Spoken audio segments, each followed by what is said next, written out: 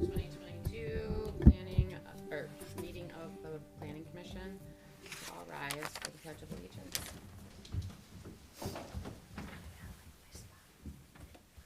I pledge allegiance to the flag of the United States of America and to the republic for which it stands, one nation, under God, indivisible, with liberty and justice for all.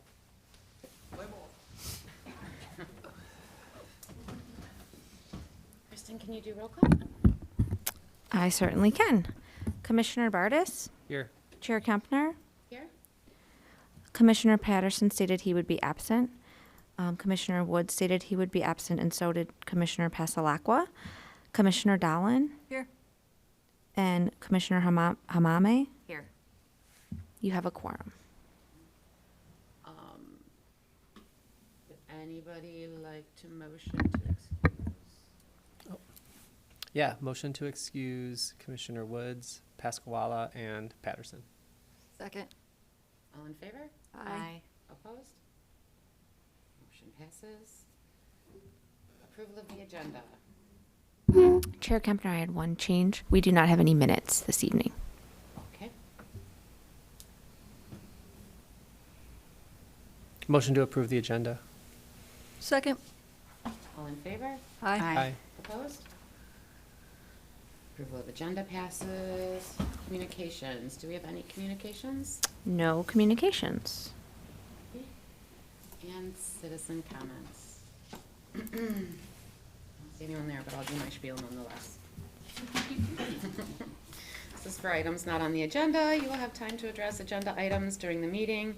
For any comments, we ask that you come to the podium, state your name and city of residence, and limit your comments to 3 minutes. The Planning Commission will not engage you in conversation, but will be noting your comments and will try and address them during discussions. Is there anyone hiding out there that I don't see? All right, so we'll close because comments. And we have PSP 1622, 3120 West 11 Mile, Moses Roses Provisioning Center. Would you like to start us off here? Yes, just a few things to mention. I'll refer to my staff report dated October 6th and the review letters that are referenced therein. All reviews except for the DPW review are recommending approval. That is subject to a number of conditions which are outlined in each of those reviews. Several of those can be addressed during the building permit and pre-construction process, and those are noted as such. But there's a couple things that I wanted to point out. The commission must determine whether the reduced drive aisle width of 22 feet is acceptable. 24 feet is what is required. And the commission should also consider requesting a reduction of the site lighting, too. Additional information and soil borings are also required for the permeable paver area, but HRC and our DPW department were confident that the stormwater as proposed could work. They're just looking for some additional verification on that. I'm available if you have any questions. Anyone have any questions for Kristen? Nope. All right, would you like to talk to us about? Thank you, and good evening, Madam Chair. First, I want to personally thank everyone for taking the time out of your evening to provide for a special meeting. Ms. Kapolansky, I want to give you the special thanks for going way above what was asked, and I appreciate that. So tonight we have Angela Hill, our project manager, Joseph Anderson, our project engineer. They are standing ready to answer your questions. We went through the various reports, and just by way of example, HRC wants additional borings. And when I read it originally, I thought to myself, you know, there's no question in anyone's mind that unfortunately in the Berkley area, there's clay in the soil. And right now on our property, the clay is in a layer that sits 2 feet below the surface of the ground. And so the water can't permeate through the clay. We agree to that. We understand that. Our solution is we're going to dig out the clay and lower the water table that way. they would like some additional borings. The additional borings, in my personal opinion, were they would just simply confirm that what we already know, and that it's within 2 feet. But in the wisdom, if they want additional borings, I'm not going to argue. That's and that's the premise of tonight. Is I could sit here and argue every item on this list. I'm not going to. First of all, with this decor, you can't argue. Okay? Second of all, again, it's just not worth the fight. And so, yes, we are willing and we are asking that you approve us with the conditions outlined by CWA, by HRC, and by the city. Thank you, ma'am. Does anyone have any questions? About the plans, about the whole thing? Yes. I actually have a question for Kristen, if that's okay. Kristen, you might recall from the concept meeting we had, I had concerns with the live wall. And what it would look like in the winter and maintaining it so it looks nice and all of those concerns. How can we, I know they're asking that we approve it subject to more technical review down the line by, I presume, staff. Mm-hmm. How can we ensure that it stays green in the summer and whatever they decide to do in the winter, it stays like that, so that we don't just have empty, boxes? And I'm concerned about what could be. And I understand how site plans work, but would there be that much detail in the site plan that if things start dying, we enforce compliance with the site plan? Yeah, that's a really good question, and I'm sure, as you know, a lot of communities have 2-year landscape maintenance bonds and things that help ensure that there's at least some level of control that staff has when plants start to go south or whatever it might be. Here in the city, we haven't had a lot of experience with live walls, so it's really hard for me to speak to what isn't going to work in our climate and things like that. It's certainly something I would rely partially on Carlisle Wortman, who has a staff of landscape architects, to review the details of when we receive it. I guess my suggestion at this point, since we don't have a maintenance bond or any maintenance standards for landscape in our ordinance right now, is if the applicant would be amenable to attach a condition to the site plan that asks for a staff review along, if you'll recall, there's a yearly review as part of the marijuana business license that has to do with some of the conditions of that, but would also include making sure that the site is designed according to the site plan. And if the applicant was amenable, you could add a condition to the site plan that yearly business license review also include a review of landscaping, and if it was found to be in substantial disrepair isn't the word I'm looking for, but something along those lines. You could also wrap it up into the stormwater maintenance agreement too, Oh, that's an interesting idea too. because it's really considered part of the stormwater maintenance of part of the stormwater, how they're dealing with stormwater on the site. So you could wrap It it up is? into that. The wall is, or the I presume roof so. is? Well, probably both, Yeah, I think actually. the roof, I but thought the roof, I didn't, I did a little research on live walls today. They're fairly intensive, right? They're only hold so much water, so they need to be watered even through the winter, so that soil doesn't totally dry out. Yeah, I guess it would depend on how, because we've designed them where they utilize a rain barrel to water them. So I guess maybe I'm overstepping my bounds, assuming that you guys are using it as part of your stormwater. But it seemed like it could be wrapped into that somehow, that maintenance for the stormwater. So, and that might be the proper place, and it might be something we have to talk to HRC about and Carlisle Wortman and find out the best place for that. But if the applicant would agree, I think you could put some sort of maintenance condition on the site plan. We're going to review it yearly anyways. As part of the marijuana business license, they have to submit an annual report to us. So it what wouldn't. do they have to submit? It basically, I think, has to do with state licensing requirements. It doesn't get into the maintenance of the site as much, but I was thinking along those lines because we already have this spot where there's a reminder, right, to us that we have to reach out to them and make sure that we have this report if we haven't received it. It's totally separate from the site plan, but that reminder is already there, so it wouldn't be any additional trouble for us to keep track of doing a yearly landscape check or something like this on this particular item. I almost think your idea is better if we could make it work, and the reason is, I don't necessarily think you need to do a yearly inspection, but if it looks so bad that it's affecting the aesthetics of the neighborhood, we certainly want to be able to address that somehow. And that's fine, yeah, if you want to put it in as part of the stormwater maintenance agreement, I'll have to check with the city attorney and everything as part of that, but. Can we ask the applicant if they're aware whether the intent is to use it as part of their stormwater?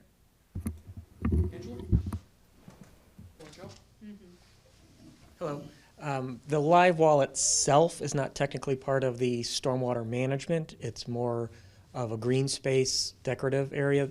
Now, the green roof is part of the stormwater management.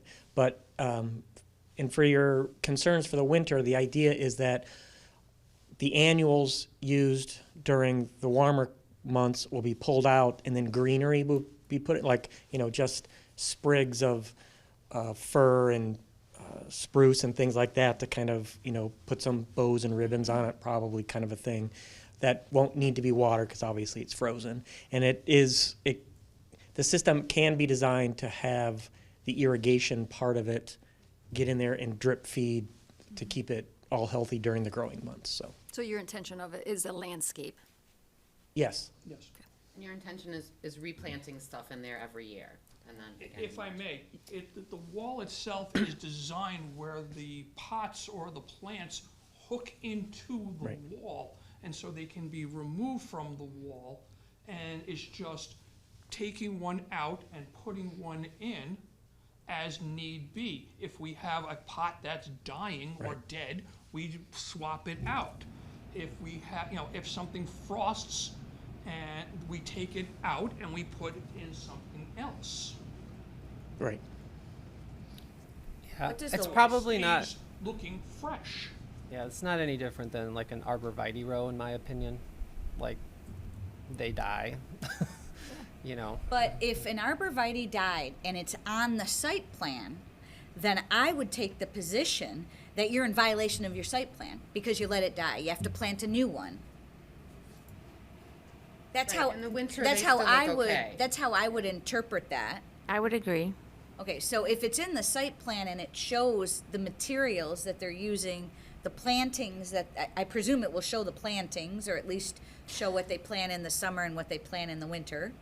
Yeah, I think it would. I think that the thing that would come into question is a live wall is composed, as I understand it, from lots of different plants, right? Not one arborvitae. Right. So what's the threshold to say, So much percentage is 5% dead. is dead? Is that okay? Yeah. But 40% is dead. That's a lot different. So I think there'd be some room for interpretation there.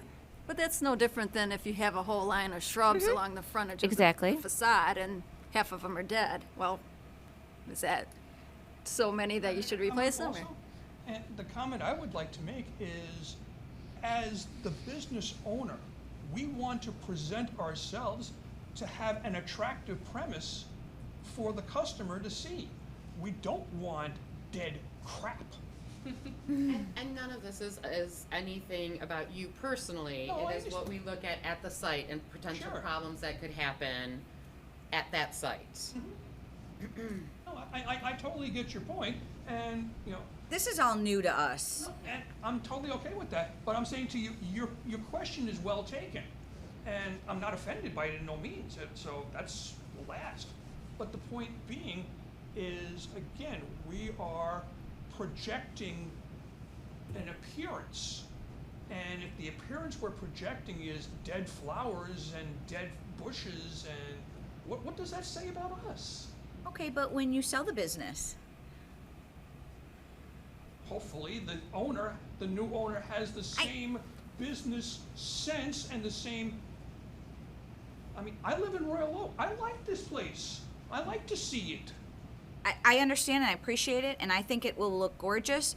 I also have to just look out for the community and just to make sure we're protected, and that's all I'm trying to do. Sure. And I don't think we have an answer, but I don't think you have a specific answer, but I do think you have some options. How tall is that live wall? I apologize if I missed it on the plans. I didn't see it.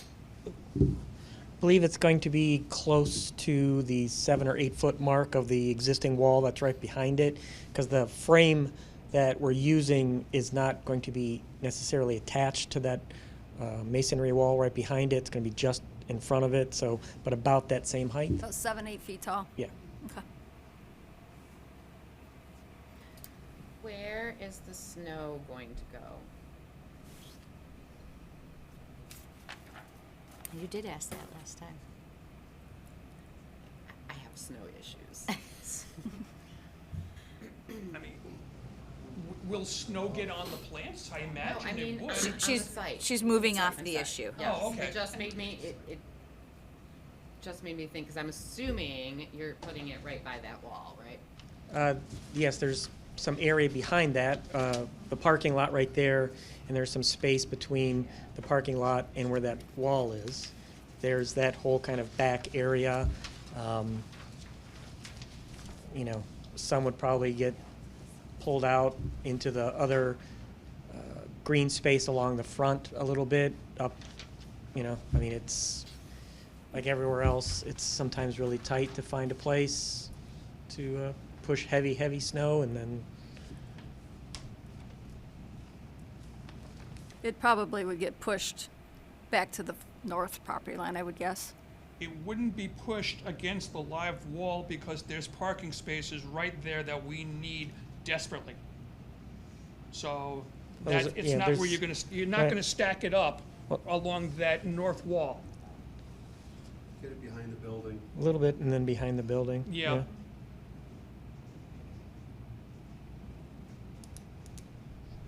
And not to mention, we don't seem to have those 10-foot snows anymore, not like we did when I was a kid, but if we do have them, obviously, that's probably the area it'll go. Global warming advocate.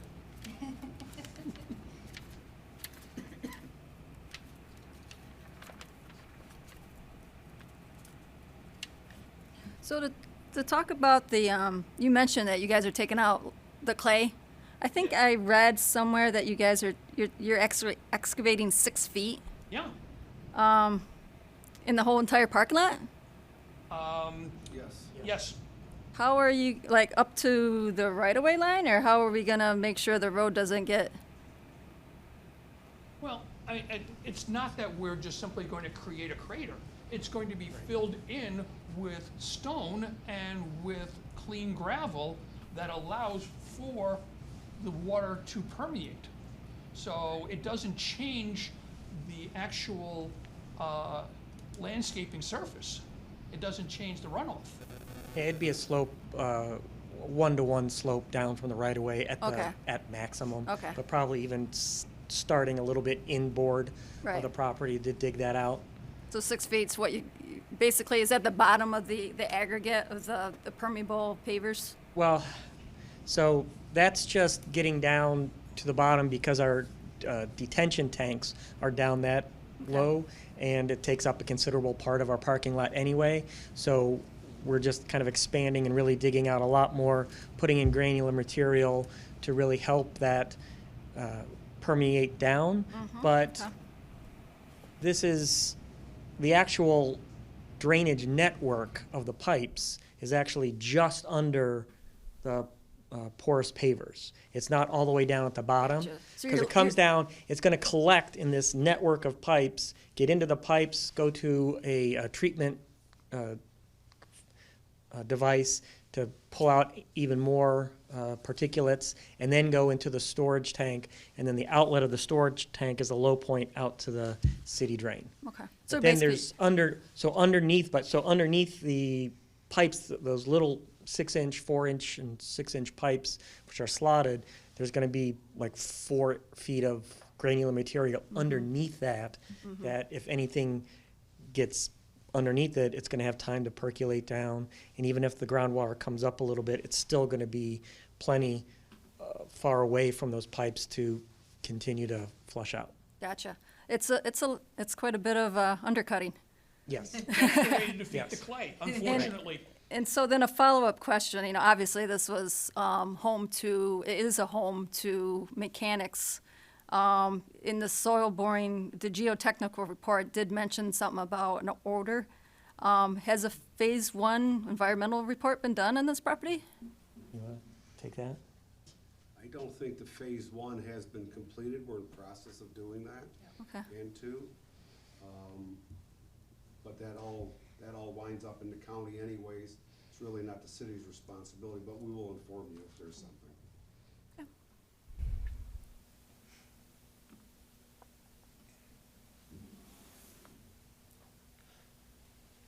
So on the issue of the aisle width, 22 seems fine from my point of view. So my problem is that the wording of our ordinance says, the planning commission may alter or revise the aisle width requirements if the commission finds that the strict application of the requirements would endanger pedestrians or vehicular traffic. So that is the reason that we can say it can be a different one. Not because it would work or because it looks better, because it allows the more parking spots. And so that's where I'm hung up, because I can't see, I really can't see any instance in which having a wider drive aisle would be a problem. But they probably, I don't know if they mean smaller, but I don't know that the strict application of it would endanger pedestrians or vehicular traffic. Right. I think the one on the south, I think is okay, because really all you got is that one ADA spot that's backing up, and he can back up towards the entrance. The 3 maybe along the east facade of the building, when those back up, there could be a car there parallel parked, and 22 feet's pretty tight, depending on the type of vehicle backing up. But it's a matter of, they could move it over 2 feet easily, but then And remember, there's almost 2 driveways there. It's not just one. there You got the is- parcel, I'm just saying that cars can travel with a line of sight clearly in and out of both driveways for both facilities, but we're here to accommodate. I agree with that, actually. There's actually a little bit of a lip along that west property line. But the 22-foot drive aisle that's along the south drive, I think that would be okay leaving it 22 feet. It gives you a little bit more green buffer. It does, but does it, if making it 24, would it endanger pedestrians or vehicular traffic? Because that is the only reason we're allowed to have 24. to change. 24 is what our ordinance demands. The only reason we can change it is if keeping it at 24 would endanger pedestrians or vehicular traffic. And that's where my sticking point is, because it's very what you're saying. specifically written. Yeah. This is why we can allow it. And I think where we're running into is it's more convenient, it allows for the parking space, it allows for the green space, but I don't know that any of those fall under that endangering pedestrians or vehicular traffic. I could offer one thing that by doing that, it would increase the distance that pedestrians have to cross from the corner to corner. I don't know that. I'm just, What do you, I don't, help me understand what you just said. so, I can come. They would have to walk a couple That feet farther. crosswalk would be further, Oh. the curb cuts. We'd have to bring this back, which would make that go back more than a couple feet, so technically they have. Well, technically, you could leave that in the spot, though, couldn't you? And just move the east curb line and the south curb line 2 feet out. To make sure we have the 24-foot radius all the way around, I'd probably still have to move that back, probably. Well, you already got it, though. You'd just be making the outside radius larger. Right? Yeah, so that would increase that distance, probably. I But haven't really you- looked at it, so. But you already have that minimum radius, because the radius in question would be the inside radius. The outside radius is fine, as long as you had 24 feet, which you have quite a bit there, actually. From, I'd have to look at it, but it's. What is the reason you didn't do 24? To get more green space. And looking at both Royal Oak and Oak Park, communities around here, they're down at 22, and actually Royal Oak's at 20. So, you know, we were pushing to try to get more green space to really kind of help screen and present a better site. Royal Oaks two-way traffic is 20? Yes. With perpendicular 90-degree parking on both sides? Yes. Wow. I don't recall ever seeing anything less than 24. Unless there's only parking on one side, then sometimes, or if the parking spaces are wider, they'll allow you to do that sometimes. So where did you thought the south side it would be fine? Just because there's nobody backing out at that point? Well, there's just that one ADA spot, the far right ADA Yeah. spot is backing out. But if it backs out either, Yeah, so he could, but the one on the right is in front of the parallel parking space, but he could like swing out, and I think he could make that okay. The ones on the east facade of the building, I would not want to park in that parallel spot right there, let's just put it that way. because of the, I wouldn't park there. but would it matter to you with 2 more feet? It would make me feel a little bit better. Yeah. I still honestly probably wouldn't park I there. know, I but- wouldn't either. But Lisa brings up a good point. The way the ordinance is written, I don't see how we can alter it to 22. I guess Technically. I'm just trying to think of, I'm just trying to understand the ordinance. I can't Well, that's think much of a. harder to do. I can't think of a situation where 2 feet is gonna be that breaking point. Why would we ever need to defer to that? I mean, I suspect then it was made, it was, maybe to demand a wider width, because if maybe they found 24 was going to be a problem and you needed it wider to keep people safe, is my guess. I don't know if they anticipated, I also imagine it was probably written 30 years ago. Versus, 12 is standard on a road for safety. It's like it's what you strive for. 11 is pretty common all the time. So the only thing I can think of For for two-way two-way traffic, 12-foot lanes. But you gotta consider, somebody's backing up though. Oh, right, with parking, but like Yeah. for two-way aisles, I mean, these are barely aisles.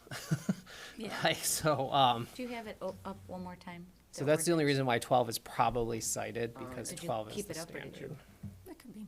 get rid of it? I think I might have gone past it. But- I wrote Okay, down- it's all right. It says, let's see, if the planning commission finds that strict application would endanger pedestrians or vehicular traffic.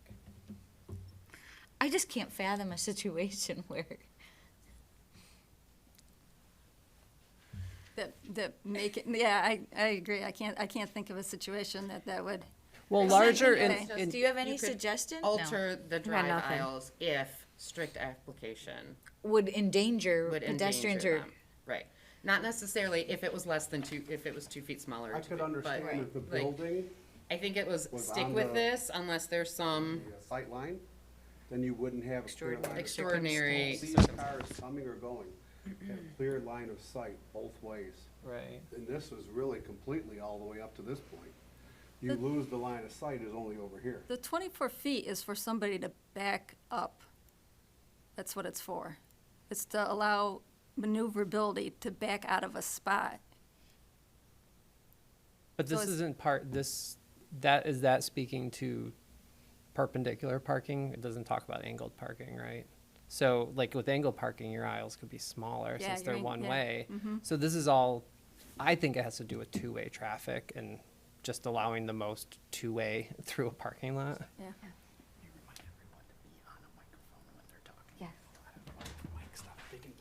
I just don't think, these don't have aisles. Like honestly, those parallel parking spots are probably gonna be used as aisles. Yeah, probably. Like as part of the We're like, more than willing to make it Yeah. 24.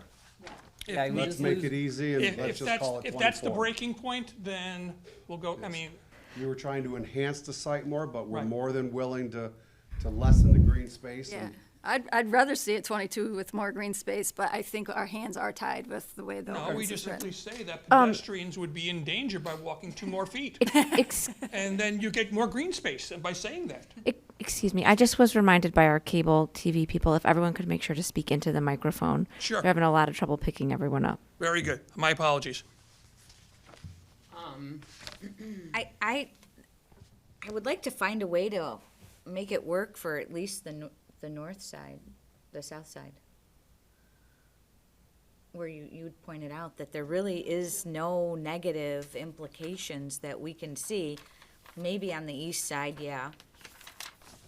But, I mean, just so that we're gonna lose some green space essentially. Yep. 2 Yeah. feet of an already, how long is that right there? How big is that already? You know, another thing is those parking spaces are 20 feet long, which correct me if I'm wrong, but I don't think our ordinance actually reads, well, it'd be 18 with a 7-foot wide walk though, and they're 5-foot walk. Are both walks 5 foot wide? Yes. Mm-hmm. And the spaces are. Yes. The sidewalk is 5, but the space Is is 20 versus the 7 and 18 that is used. So it does meet the requirements? Yes. Yeah. I'm just trying to get a little wiggle room for leaving that 22. So the curb lines we're talking about would be the one parallel to Griffith and then the one parallel to 11 Mile. Because if those just pushed back, then everything, the green space that creates that little backwards L would essentially be reduced. Yes. Yes. And I don't love losing green space, Yeah, I know. but I don't like playing loose with the ordinances either, because I think that's dangerous precedent to start playing with. Okay. So you are willing to go 24 feet? If need be, yes. Again, we would prefer to give you more green space. And we can come up with a logical explanation of how to get around the exception in the ordinance. Namely, to protect pedestrian walkway. I don't see what it can be. I mean, the bike racks won't change, right? 2 feet's not gonna make you eliminate the bike racks, right? The walkway doesn't really change. I personally wouldn't be moved by the idea that if somebody has to walk a few extra feet, you have endangered them now. If that's an unsafe walkway, then it's unsafe the whole time. If it's a safe walkway, it's a safe the whole time.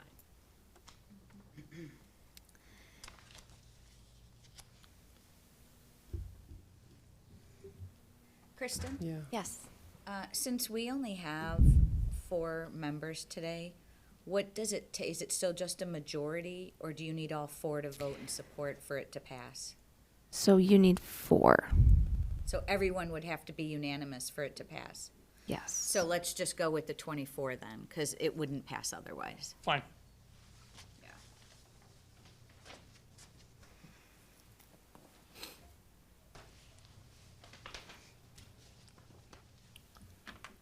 In that case, please accept my oral representation to change the markers to 24 feet.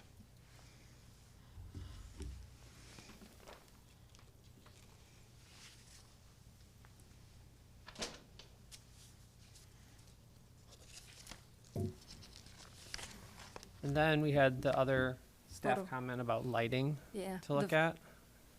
Photometrics. And I think it was basically just use less bright lights, right? That's like the an way I easy fix. interpreted That's, the yeah, memo. they say, and here would be my explanation, Mr. Burtis, or here would be my retort or my response, is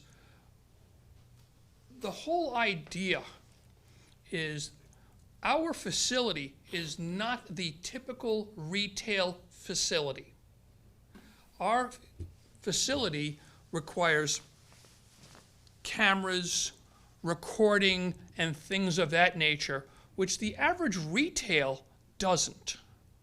Now, the comment is based on the average retail. And by diminishing the amount of candle light, are you now making for a recorded image that is going to be of a lesser quality? That was my issue, or that would have been my response. Again, in the mindset of HRC, it's too bright. Okay, if you think that it's too bright, and if we can get away with lowering it, but still maintain the standards that the city, and more importantly, that CRA requires in terms of our video recording, we're all for it. I think one of the problems is that you're still, you're still abutting residential, right? So while being brighter works for your business, it doesn't generally work for somebody who lives right next to it. By the same token, Madam Chairman, and that is if you look at our photometric plan, and if you look at what is the candlelight spillover on the other side of the street, or past our curb, and it's zero. Yes. It's tipped in, so it faces us, not the neighborhood. How tall are the poles those are on? I think it's in the no. I want to say they were lower. I think it's 10 foot. 10 foot, yeah. I think the building's 17, and then the back wall is the 7. It does seem very well lit, though I would agree with the Carlisle Wortman. I mean, we do dealerships a lot, and I don't recall seeing foot candles that intense. It's directly into the light. This is an easy update. We can fix it to Seems be like less. it should be. And Yeah. And I think it would be good, because there are a few data points along the north property line next to that residential that are indicating that it's up around 2.8. So a little spot right there. It'd be good to bring that down so it's 0 at the property line. Yeah. Yeah, I think it's an easy change. I think, like I said, it was just more concern for cameras and security, but Understood. Gonna Yeah. yes, we'll Understood. support the neighboring facilities, Yeah. absolutely. For sure. That's the whole point, is we're, again, not fighting the neighborhood. yeah. By the same token, we also have to live with a set of regulations from the CRA, which is the Cannabis Regulatory Agency, which is our state governing body. And they have requirements for lighting in the parking lot? They don't say that you must have X number of candles. What they do say is it has to be of a particular Secure. quality where it's visible. Okay. Yeah. Okay. Yeah. I hate to harp on this, but can you make sure you're talking to the microphone? Oh, I'm sure. so sorry. Thank you. Yeah, that's an easy update though. And we can play with the height of the pole, might adjust that significantly. Yeah, so it seems like it's not so much an issue of the bordering properties and the spillover with the foot candles, more of the intensity on the site. That's the way I interpreted the memo. Yeah. And, But and our ordinance is only about the spillover, so I guess it would just be a reduction in the lights for. Yeah, and I think this is already a pretty significant reduction from the one we presented last time. So Right. we'll just kind of trim it down a little bit more.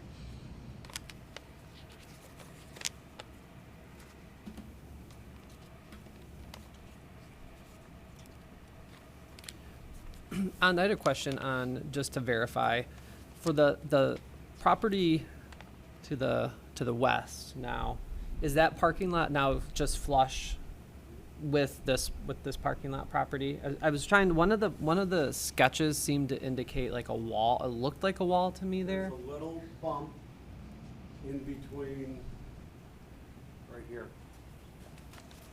There's a little lift right up here, and we're planning to clean that up a little bit.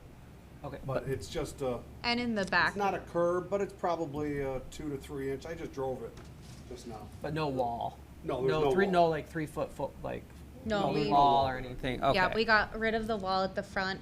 In the back, we cut the wall back a little bit, so where you have the sidewalk that comes behind the building, and there's a few steps in the back, just for, it, not shown in mine, you have to look at the site, the, civil engineer drawings, just to see that, but there are a couple steps at the back of the space.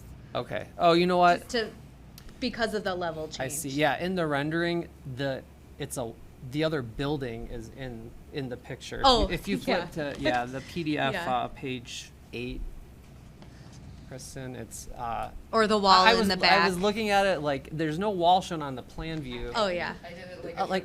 Yeah, I've been. What is that? It's Yeah, the- right Yeah. there. One more Oh, down. yeah. One more down. one Yeah, more no, down. we Yeah. definitely Oh, eliminated. I see where Yeah. you are. It No, almost appeared that's to be not a wall. Yeah, No. and then I was looking at the No. plans No wall. over and over and No. over, and I'm like, there's Yeah, no we wall. took your cues from last time and just completely Okay. removed it. Yeah, and then that back wall shows, so on the plan view, the living wall is only shown on one little portion, but I guess I'm interpreting this drawing or this rendering as having green wall across the whole back. Oh, And I'm just want to clarify what it is. Like I don't have, I guess I'm not sure my opinion on it yet, but yeah. yeah, no, it doesn't go. It's just the section shown in the Just site the section plan. shown Yeah, on the actual yeah. site plan, okay. Yeah. Okay. And then the rest of it's the wall, the standard like Yeah, block wall, okay. yeah. Mm-hmm. Okay. Yep.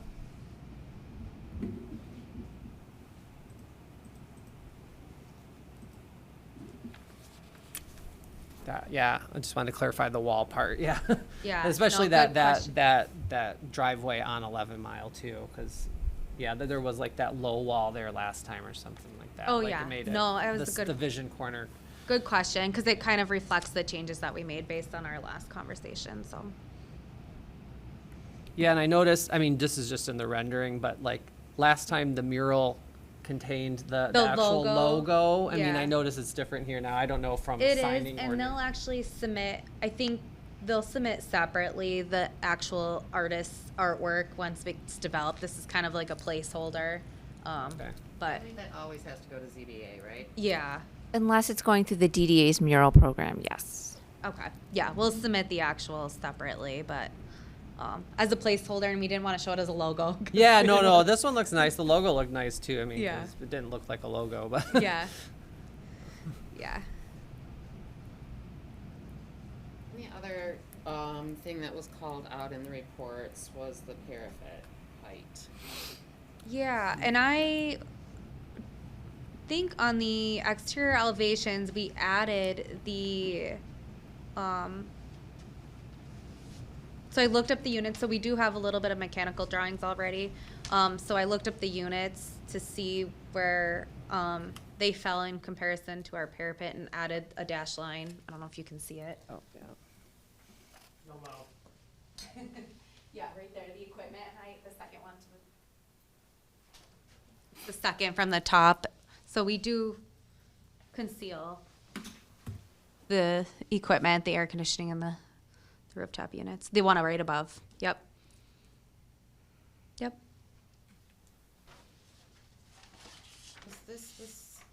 Was that the version that was submitted to? Yes, this was the version. If Carlisle Wortman still had some concerns, or if the planning commission still had some concerns, you could ask for a view from the road just to confirm, like a cross-section view, to confirm that that's from the right-of-way is screened. Isn't that a requirement in Carlisle Wortman's review, though? Yes, you can accept it or not, but yes. And we can add it. We just aren't that far along in mechanical, but I did have them take a look, so that I could get some heights, but. Can I ask a question, clarification?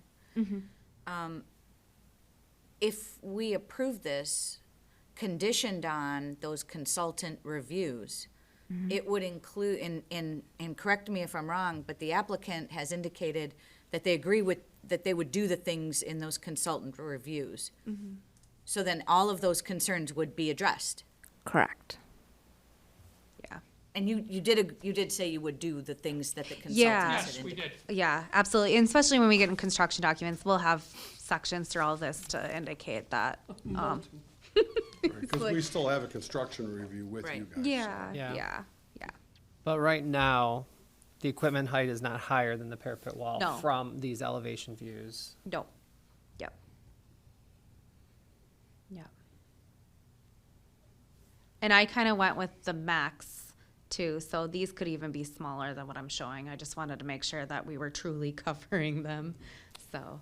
And forgive me, but did your prior plan have any of the wind turbines on? No. No? Okay, No. sorry, okay, just I'm like, making no. sure. Applicant, No, okay, just No, making we're not sure, changing on just that making one. sure that all, because those usually stick up higher for sure. Oh, so, yeah, yep, yeah, so, yeah. Okay, no, we didn't do the wind turbine option. yeah, okay. Yeah. Can you describe the parking arrangement a little bit? I think there's gonna be some off-site parking for the employees. Yeah, yeah. Can you bring up the parking plan again?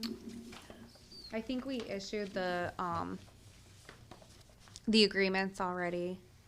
But yeah, I think we called out the correct parking for the the tenant in the back, the auto center parking. And then we have the employee parking, we can get 7 spots back there, and currently there's nothing. But when you start parceling it off, you can get 7 spots. And then the other side, there's another 7, across from Griffith. It's paid back there, it's just not striped? It's not striped. It's, Okay. The back section here, yeah. we are. By the microphone, please. Oh, yeah, Sorry. yeah. Should've brought your laser pointer.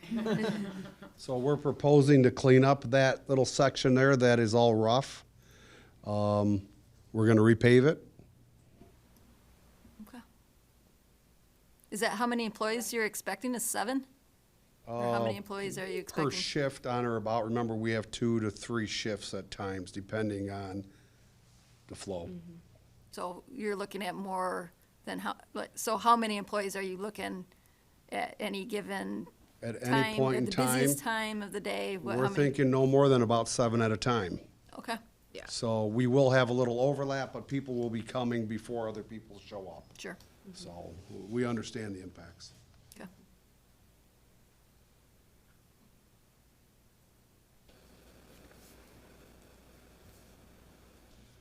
One of the things that DPW noted,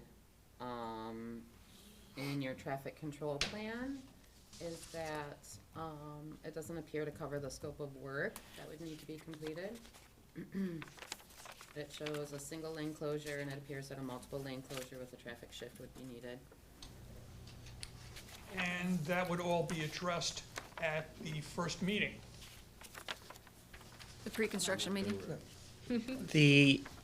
So plans, as-built plans for the city utilities are not perfect right now. So we're not exactly sure where that storm sewer is where we need to meet. We're hoping that working with the contractor and with the DBW that we can keep it within just a 1-lane closure. As we get further along in our construction plans and work that out with the DPW, if we need to do a 2-lane closure, we will submit a full 2-lane closure, which then we would also have to go to Oak Park for because we'd be on the south side of 11 Mile. So we're definitely aware of that, and but not knowing the full scope yet, because not knowing that if this was going to get approved, if we needed to do a full-blown traffic engineering plan. On the plan submitted, we do have a MDOT standard 1-lane traffic control plan. That would be the minimum that we would do. So, yes.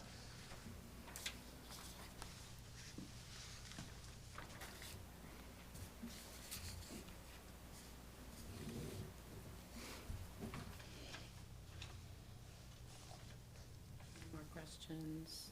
No, I'm just looking through the cover memo items again, just to make sure. I think generally, I mean, it's a great looking building. It's gonna be better than, obviously, what's there right now is a little bit worn out. So it's definitely an improvement for Electrical pole right in the middle of the building. the, challenging. Very. So most certainly this will look better than what's there. My concerns are, we have had people come back for needing this much stuff, for changing a drive aisle, for change in lighting, elevation, height stuff, that our DPW has asked that the plans be resubmitted before approval. Gives me big pause because there are in the trenches people. And I think generally with that, as well as the rest of the stuff, and I get a feeling of, but we didn't get that far into this, but we didn't get that far into that. So it increasingly makes me worried that as you start to address what we're getting into, you're gonna get into other stuff that you haven't gotten that far into yet, and there's gonna be more changes. So normally I would say, I would feel most comfortable postponing it and having you come back with those changes. Clearly DPW would feel more comfortable with that.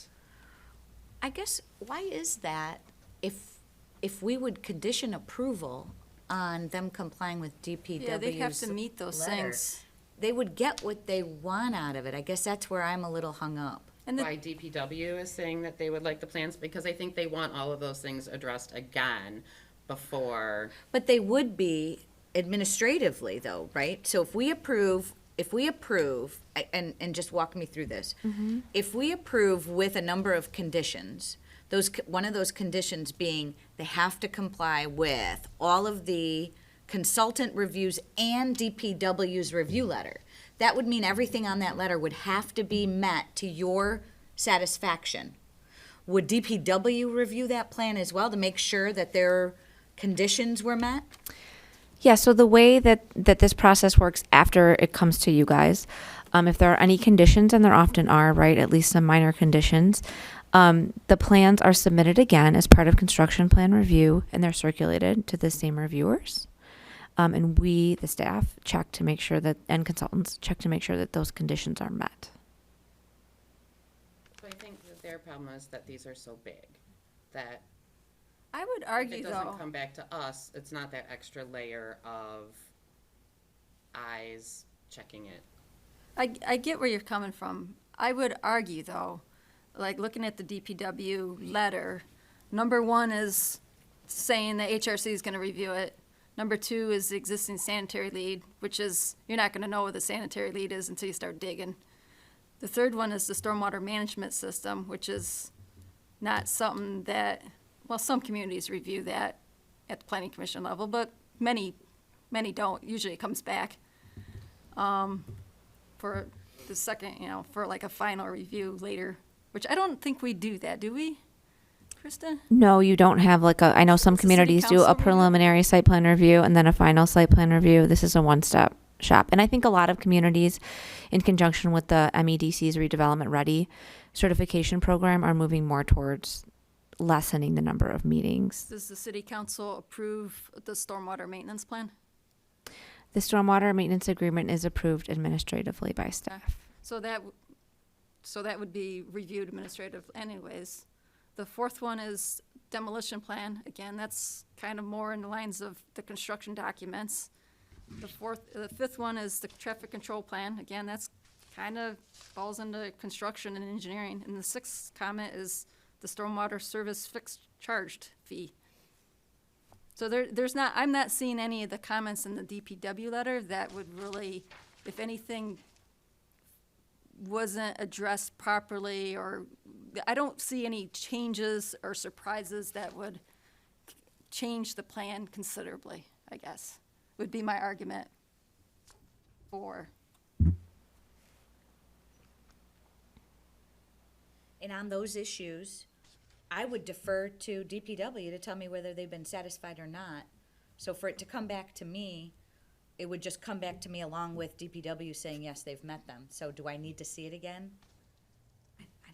I don't know. That's where I also say I defer to DPW, and when they say we want it submitted again before you approve it, I feel like there's that, and then there's some decent changes that we're asking them to do as well, which generally we would say, come back to us with your updated plans, and that would make DPW happy as well. So that's where I get stuck. I mean, I think if they had really significant changes that can be made between now and the next meeting, then I might be more inclined to agree with you, but Yeah, if there were things that were like, could definitely alter the plan, without hesitation, and I think, postpone it, but I'm not seeing that. and I'm comfortable that DPW has to sign off on this before it goes anywhere. As does HRC, as does Carlisle Wortman, Right. as does Berkley. Administration. So, Exactly. And I think on the 24-foot aisle and the foot candles was on the Carlisle Wortman comments, and they said that they recommend site plan approval with the following conditions, and that was one of the conditions. Plus Unless also, DPW added that to Right. their, I didn't see that on the I am DPW. looking at the DPW comments, and it didn't say, by the way, we want to see another set of plans before you guys even go to planning again. We did see that. That's in our staff reports. Oh, Oh, okay. Oh. I was We like, I got a didn't see that transmission anywhere. memo that identified 6, items that Ms. Dolan simply referred to, and they were more, in my opinion, of the FYI, and we will deal with this at construction updates. Yes, because they do get another look at the full set of drawings, if I'm not correct. They do. Right. Yes, they do. So they have the opportunity to challenge something at that point in time, and if there's something inconsistent with ordinances and your back-end staff, we adjust it. Nobody's here to, there's nothing to, you gotta build it right. I mean, And it's not a situation where we can pull the wool over your eyes, so to speak, and that is, yes, ma'am, you, and do what we want later. That just doesn't work. There's too many checks behind it. how about this HRC comment about the source of the C value for the permeable pavers? I think it's 0.5 that you have listed on there. Because I guess that could technically alter your stormwater detention. Yes, so unfortunately, the city of Berkeley does not have engineering standards that are published. So everything is sort of arbitrary. And we're using, standard practices for all the water services, all the sanitary services. And for stormwater management, we're using, everyone in this whole area, Oakland County, came out with a new stormwater management standards last year. And within those standards, it states that these standards, and it's a thick book, apply to sites 1 acre or larger. Right. So anything less than 1 acre, Oakland County realizes that for small infill and redevelopment, they don't want to hinder redevelopment of small sites for extreme stormwater management requirements. This company is doing far and above what is actually technically required. In getting to the 0.5 value for the pavers, I submitted to HRC in the last submittal document from the Interlocking Concrete Pavers Institute that show a 0 to 0.3 value that they use in their studies. So we're being even more conservative than a 0.5 with a 0.5. And if we were, and in another project in the city that was approved through Planning Commission that had permeable concrete pavers, I had 0.5 on there and that was approved. That's in for construction review right now, and we'll still have to work through HRC. And yes, if, with such a small site, if that value goes up to a 0.7, okay, I may need to add 2 more feet of a detention pipe underground. It's not going to be that big of a deal, but, you know, I'm a professional engineer and I need to do the right thing, and, you know, that's why I went conservative and used the 0.5 instead of trying to argue we could use 0.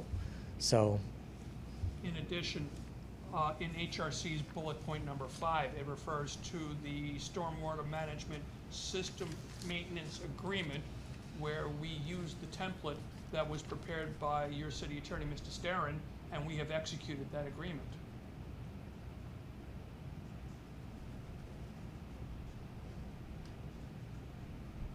Okay.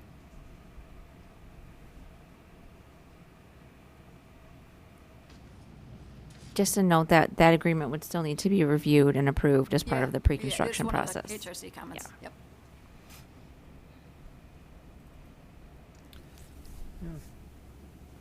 I don't have anything else to discuss, I think. I don't either. So, I don't either. I can make a motion if you want. yeah, unless Lisa, do you have anything? I have one question, really quick. Sure. I'm trying to find which sheet it might be labeled on, and at this moment I can't. How much green space is there in that drive aisle where you would be expanding? Do you know how wide that green space is? I think you said like 6. I don't have the percentages offhand, but just kind of viewing it along the front, it looks like it's probably about 10 feet from back of curb to right away, and then probably 10 feet down to, because it angles a little bit, to maybe 6 or 7 feet. Measurements on one of these pages? It might be on on the site. It might be. I'm not sure if I labeled that area.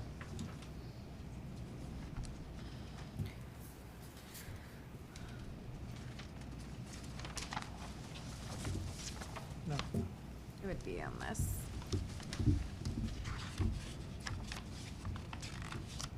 Oops, sorry. I think it'd be back here. I don't know if we. I hope the space recording has it. Yeah. So see if there's a page back. Oh, that one didn't print very well. Oh, that's the demo plan. No, I didn't have that labeled.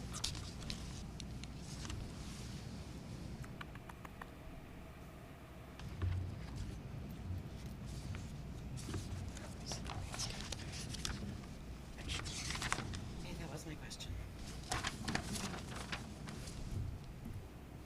You can scale it. There's a scale on here, so.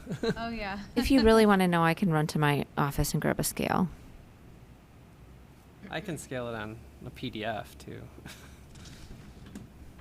Yeah, I don't see a dimension. You got I'll make a Bluebeam on there? future note to bring Pardon? that with You got me. Bluebeam on there? Mm-hmm. Your quick area. Where's your scale? His scale is 1 foot is 1 inch is 10 feet. Well, that's So- not on that sheet, though. Yeah. That's on a full 24 by 36. Yeah. Oh, Wasn't there a comment too about the trees being so far off of, would that affect it too? No, because we have enough room. The trees do have to be 5 feet off you the just- property. Scale it. Yeah. Yeah, I Property can line. get it in a minute. And we'd have enough room to still get the trees in there off Okay. the property line, still have enough room for the back of curb. Perfect. If there's enough room for the trees to be 5 feet off the line and still for you to get 2 extra feet in there I'm Leave- confident that we can, with no measurement? well, just from experience and looking at how the parallel parking spaces are distance-wise, I mean, it'll be tighter because we are losing 2 feet, but I think we can do it.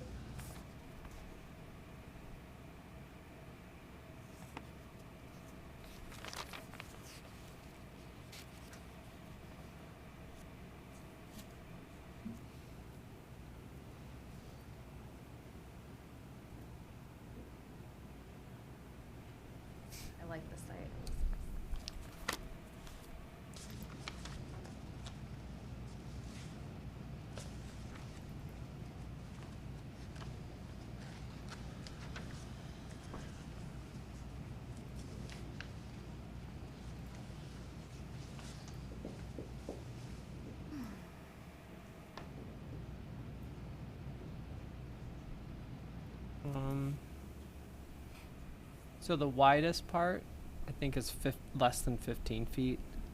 Can't get my scale to work exactly here.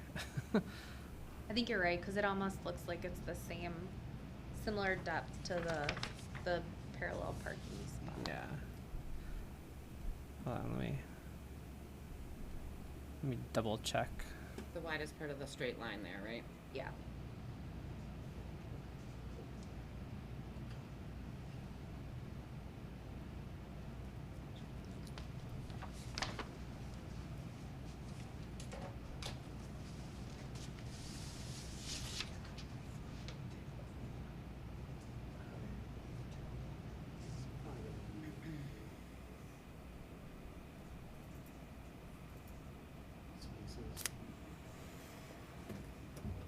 I mean, I guess for me, the fact that we don't immediately have an answer as to how wide that is, kind Yeah, of, I'm sorry. I know it's at least. Exacerbates. Thank you.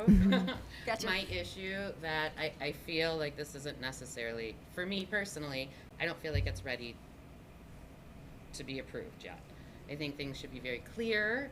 Our job is to make sure that when things go to the city, if they have conditions, they are minor conditions.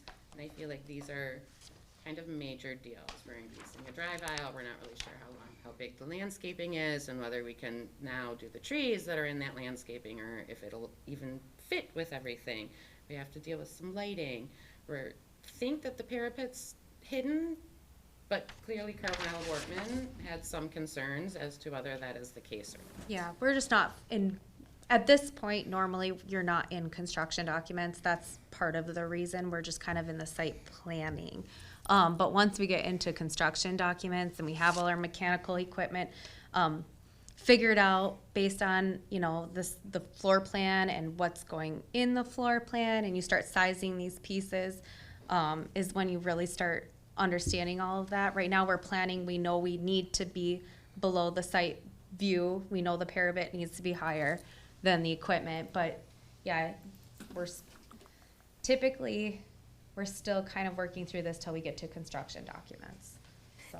Can I ask another question? Sure. Why are we here for a special meeting? Is there a timing issue? Yes. Yeah. Can you explain that to me, please?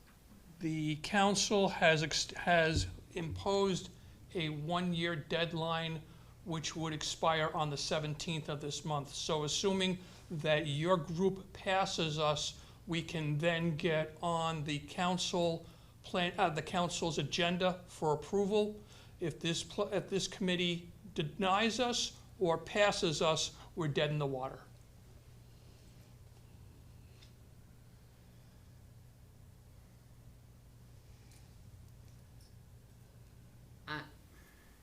And I honestly don't think losing the 2 feet, like I said, I know it's the size, I can tell by the drawings myself too. Those parking spots are 9 feet, it's 9 feet. So when you lose, you're gonna have like 7 feet of greenery on the front. Those trees are all placed like in the entryways where they come out farther, so I think easily we'll hit the 5 feet as Joe said. And if I could just provide some clarification on that timing. So the deadline that council imposed is for final approval of the marijuana business license.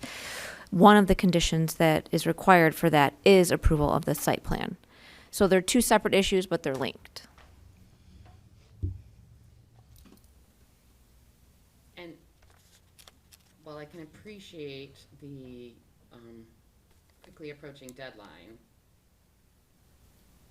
that should not be part of our decision-making process, right? We should look at this like we look at every other site plan. And if we would have made you come back in other site plans, we should make you come back on this one. Personally, I'm satisfied adding all the conditions we discussed. The ones that they comply with, all of the consultant reviews, including DPW's review, the return to the 24 feet, the lower foot candles, and also some language regarding the living wall and maintenance requirements. I would be in favor of Madam Chair, every one of your issues are going to be addressed. There is nothing, in other words, I understand. The same argument could be to eliminate us, except that the state requires to be here because we have ordinances and all of that stuff should technically be able to be handled by staff, right? But we're here for a purpose, and the purpose is to go through us before staff. And it is our job to make sure that, you know, anything that's going for an administrative approval or for, you know, condition-wise are minor changes, right? I'm also disappointed when I get a site plan and I say, how wide is that green space? And nobody knows how wide that green space is. So how is the city going to know what the site plan is? How much green space that should be if what we're approving has no measurement on it? Yeah. Is there any way to pull a measurement out of these drawings? I have my laptop in the car. I can. pull Okay, it. we'll get our laptop. We'll pull out and we'll get you the number. I mean, It, this is what was submitted to us. You know Yeah. what I'm saying? Yeah. So, no, we're not supposed to sit here and revise everything that doesn't already have a label on it. You guys were supposed to do that before it came to us.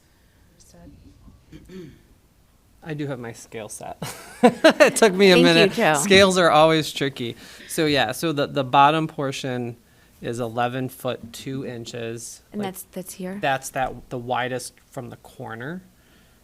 And then the very top corner, which would be like prior to where that tangent starts for the little nose part, is 7 foot 3.5 according to my Bluebee measurements. So yeah, and yeah, I cross-checked.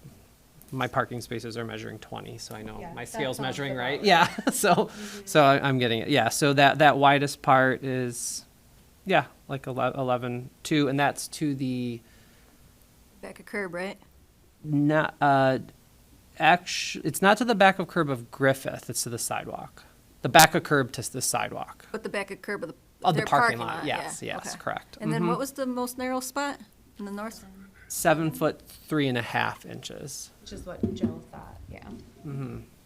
Which Yeah. you don't have anything planted up there anyways. Other than a tree, but that's totally fine when, even if you pull that 2 foot back, the tree's fine. It's still 5 foot from the. Yeah, and then the ones on 11 Mile are, it looks like 8 foot 9. On the two corners. Yeah, about 8 foot 9 and 8 foot 6, but it's not snapping exactly right, so let's say 8.5 feet. The stripe there is. Yeah, 8.5. This one? Yeah. What I figured. It looked like on the bottom about 9. So. Yeah, it could be 8.9 or 8.6. Can we break down all of the items that are of concern? Is the parking aisle, So that the landscape? So my biggest issue is we have a number of these things that in the past, Sure, we have said, you have to come back here when you make these changes. sure. Because I think that's our job, personally, right? And if, I would feel more comfortable, especially with things not being labeled and measurements not being there, kind of makes me even more like, yeah, this has to come back. We have to see it. You have to figure out if you can even really do this and how it then looks and how it affects the landscaping and how it affects whatever else is going to go on in your site.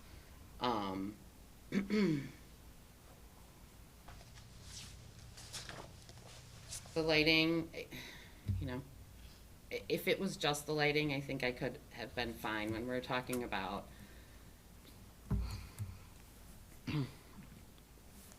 Yeah, I think I do think most of these are construction related items in my opinion too. So kind of based on DPW, HRC and staff reviewing it again, like these seem almost somewhat pretty standard for some of the other approvals we have done, especially related to traffic control plans, especially related to geotechnical. Generally, sometimes that comes back. I mean, I would be interested in knowing why it is that DPW specifically said they would like to see these plans resubmitted.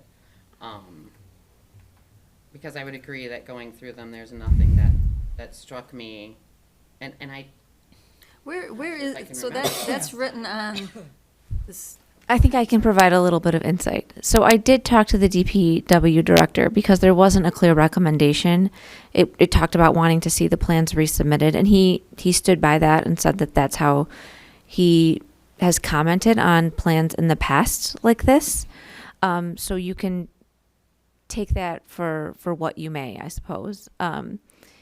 If you think that these issues are minor and addressed during pre-construction and construction plan review, then we will address them during pre-construction and construction plan review. There was a little bit of a discrepancy between DPW and HRC in this case. Usually they're kind of in tandem. One, they're either both recommending approval or they're both recommending denial. And in most cases, then you really don't see the plans until they've addressed those things. In this case, they were different, which in my very limited experience here doesn't seem to happen too often. And that's why I reached out to the DPW director just to confirm that he wanted a resubmittal, and he did want a resubmittal. Everyone else was recommending approval. When considering his review, I would rely on that, but also heavily on the HRC review, because they do tend to work hand in hand. but again, the DPW office would see the plans again regardless if we approve it tonight Several times. several times. So I'm not concerned with the DPW letter because it is construction-related items.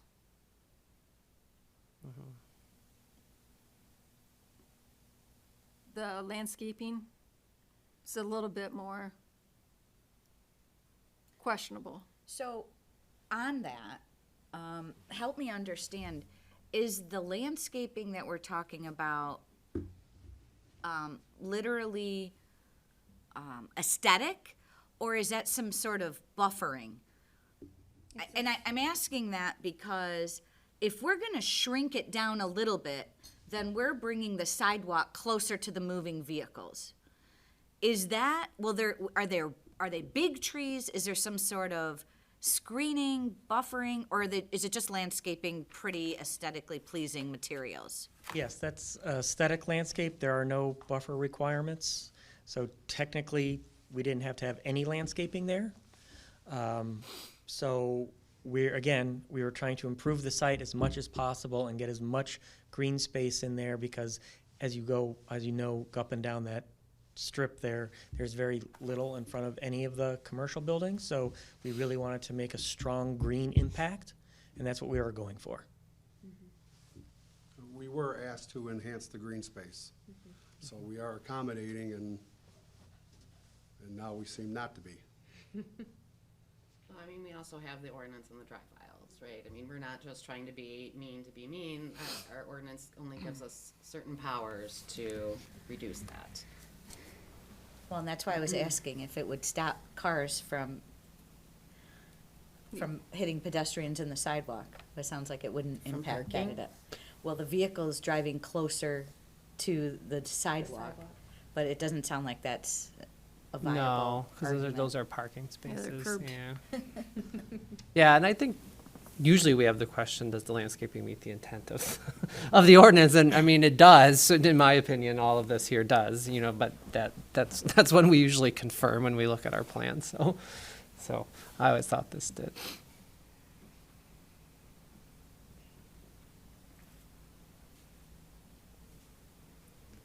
Yeah. Any other issues, Lisa? Photometrics and the parapet. The photometrics, I feel, from my experience, because I've done a lot of coordination with Gasser Bush and photometrics plans, it's really just a matter of tweaking fixtures and or moving poles around. And I don't think they're too far out of line. I think it just needs a little bit of tweaking. The parapet, like you said you kind of went conservative on it. I did. So the worst case is maybe it has to go up a little bit, but you're probably good. Yeah. And typically at site plan, we don't have mechanical, electrical, or plumbing figured out, but we did go above and beyond to figure that out because we knew it was, so we did go above and beyond. I did look up we looked up the RTUs. We think we're fine. But like you said, if it is a little bit larger, we can definitely It's not like raise- it's going to be another 5 feet tall or anything. No, no, no. And having that's a very typical question or a thing that a planning commission reviews and at this stage. And, Yeah. I feel comfortable with that one as well as, if it needs a little minor tweak after you guys look at the sight lines. Yeah, and they are located towards the back as well. So they're not up right against the wall. They are back. So from a sight line, you would never see them. And we have 3 units. So he did do the calculations. We'll have 3 units. So they are smaller 3 units. It's not one large unit. They are separated into 3. And then a separate air conditioning. Because he also separated the auto body shop from, they have their own system. So there is 3 units, smaller units, so. So I think the 3 kind of outstanding issues are the drive aisle and the landscaping buffer from the right-of-way. That's one thing. The second one is the photometrics, and the third one is the parapet. I think that's it. Is there any others I'm forgetting about? No, I mean, those are it, and then I add, so for me, it's like, yes, it's this, then it's DPW. I can't even remember a time when everybody was like, when DPW was like, no, and the other ones were, I actually can't even remember a time that DPW was like, have them resubmit it before we approve it. So that gives me pause. So for me, it's just too many. He didn't say that on his letter, though. He just didn't specify anything. And then when you contacted him, Kristen, that's when he said that he'd like to see it again? Correct.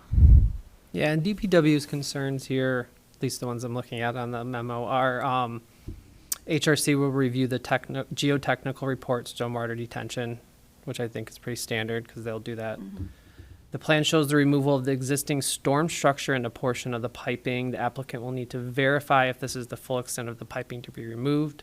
And this, I think, probably has to relate to the not knowing what's underground at this time, which seems reasonable. And then an updated traffic control plan, which is, again, I think a construction issue once you know, and that goes through the county anyways, I think, if it's 11 miles of county road here.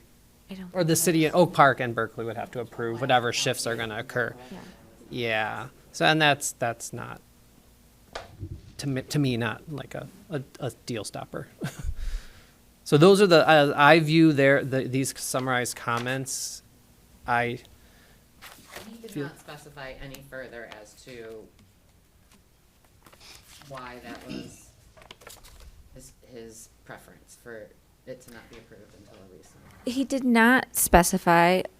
I guess the only thing I will add is, as you all know, we've seen a lot of site plan activity in the past year, in the past couple years, that I think is a little bit new, or at least new for the past couple decades for Berkeley. We are in a space where we're reviewing more site plans than we have historically in the past decade.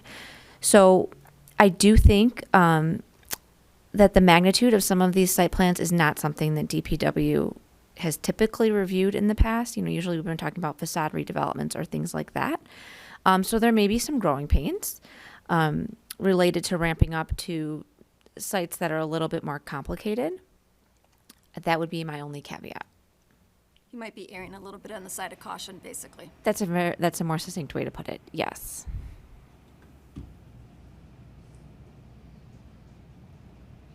They're legitimate concerns. It's just, do they fall under site plan review that we're concerned with? That impacts, the overall site and the community's interaction with the site? Or are they falling under the preview of engineering and how things actually get built in the real world, I think, is the difference.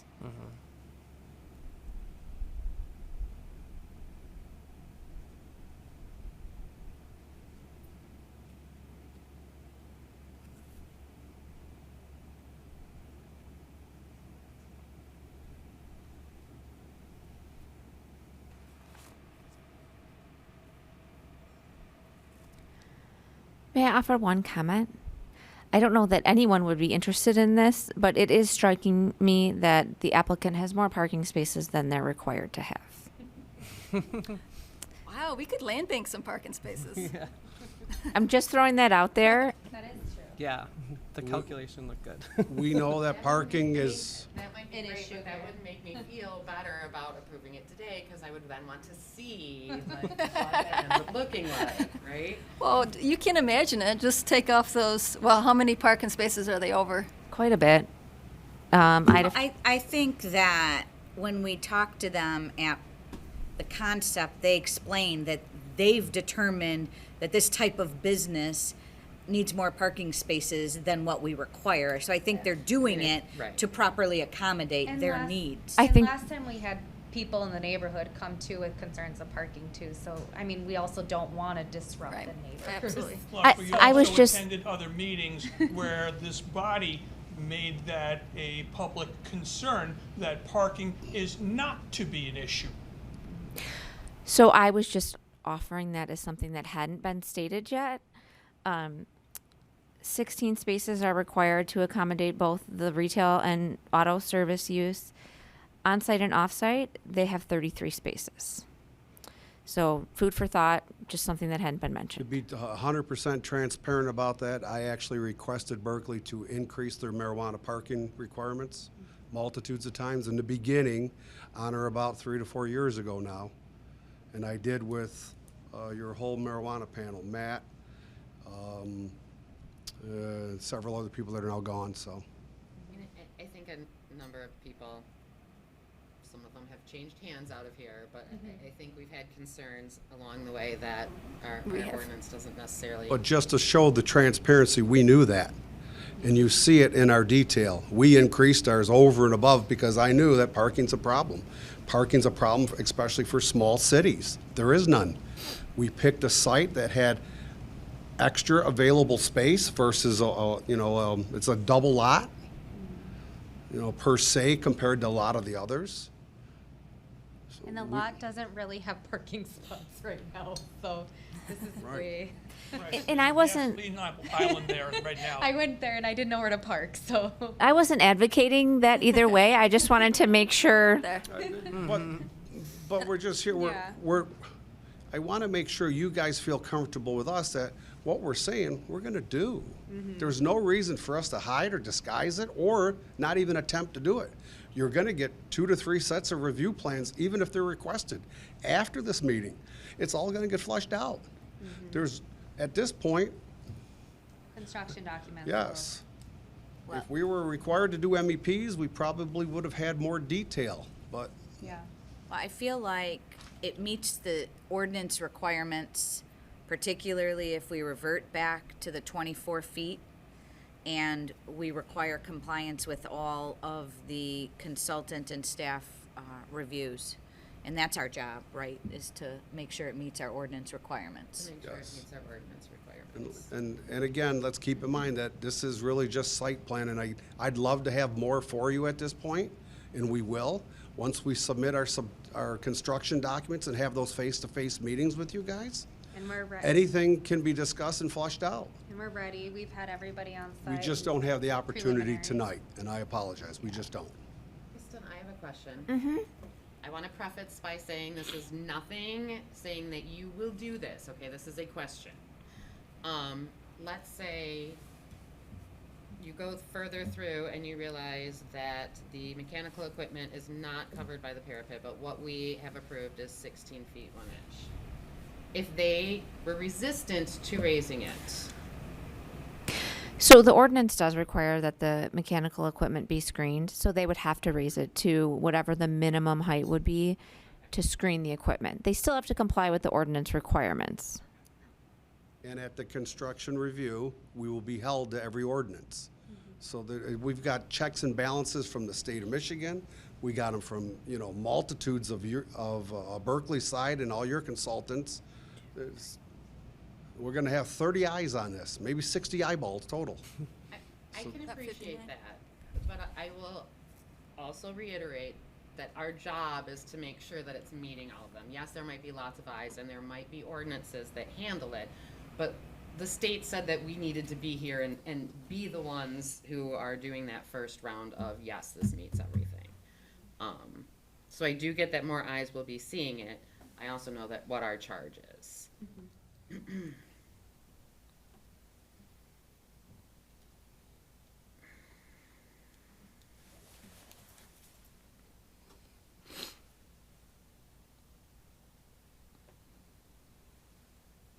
So I am ready to to move forward if we need to. So, but want to open it, keep it going. If there's any other issues we want to chat about. No, feel free to make a motion. Okay. Yep. I will make a motion to approve site plan PSP 16-22, which is 3120 West 11 Mile Road for Moses Roses, with the conditions that. The DPW, HRC, and Carlisle Wortman recommendations are additionally reviewed and followed. Are made And- conditions of the site plan approval. Oh, yes, yeah, these are all conditions to site plan approval. And then specifically on the issue of aisle width, to require a 24-foot aisle width instead of 22-foot. And that probably that the lighting foot candles would be reduced for the existing parking lot lights. And I think that would be the only other conditions that I have to actually I do think state. you have to talk about the landscaping. Can I, yeah, I was gonna ask, if I can add to your motion or a friendly amendment? Oh, sure. Yes, I guess we can do that, yeah. I think we need to have sufficient detail of the living wall on the site plan so as to ensure the city's ability to enforce maintenance consistent with the approved site plan. And/or, I should say consultation with the city attorney as to the appropriateness for a maintenance agreement, either standalone or included in the stormwater maintenance. Agreed. I'll second that motion. Okay. Yeah, and I think these other, Did you do a finding on landscaping? yes, no, Mentioned no. in here, But what is the condition on We usually find landscaping? that it meets our standards. Okay, yeah, Yeah, okay. the usual. And that the landscaping meets the standards of It's the master plan. It's consistent with the master plan. now, yes, Yeah. yeah, consistent with master plan. When you said landscaping, I thought you were talking about my big thing. That too. No, and then I don't think, Sorry. sorry, I want to kind of just ask about one more of these conditions. So I think the other conditions that were listed in the one review here are covered by Carlisle Wortman, DPW, and HRC. So, but I think for us, it was specifically the aisle and the living wall and the lighting. Well, the lighting, I think, is technically covered.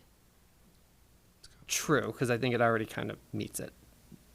But But in the, Technically, though, I think along the residential, it's currently written at 0.5 foot candles. and Right. We're changing it to 0 foot candles at the property line. Does it specify how bright it can be in the middle of the no, parking lot? no, does not. that's So no. that's sort of a But that problem, was too. just the That's why condition. it might be light there, you Yeah. can still see it from, you know. But that was discussed in the Carlisle Wortman letter, though, because they had a line in there saying that it was like 3 times the amount that it typically is or something. And that is exposing another deficiency in our ordinance. So typically you would have Right. the brightness, maximum brightness, but we don't. So We will, though. we will. We definitely will. So I think those are all the conditions. and I did second that. Yep. Okay.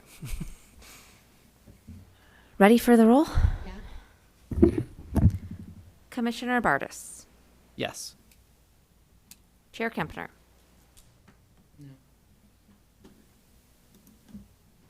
Commissioner Dolan. Yes. Commissioner Hamame. Yes. So while the motion passes 3-1, you need a majority of the commission that is appointed. So that would not be a majority of the commission.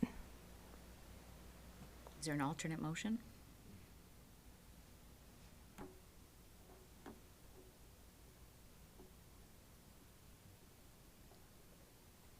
Your alternative would be to deny or postpone. Well, I was just thinking if there would be a tweak to the motion that would pass this. If not, then.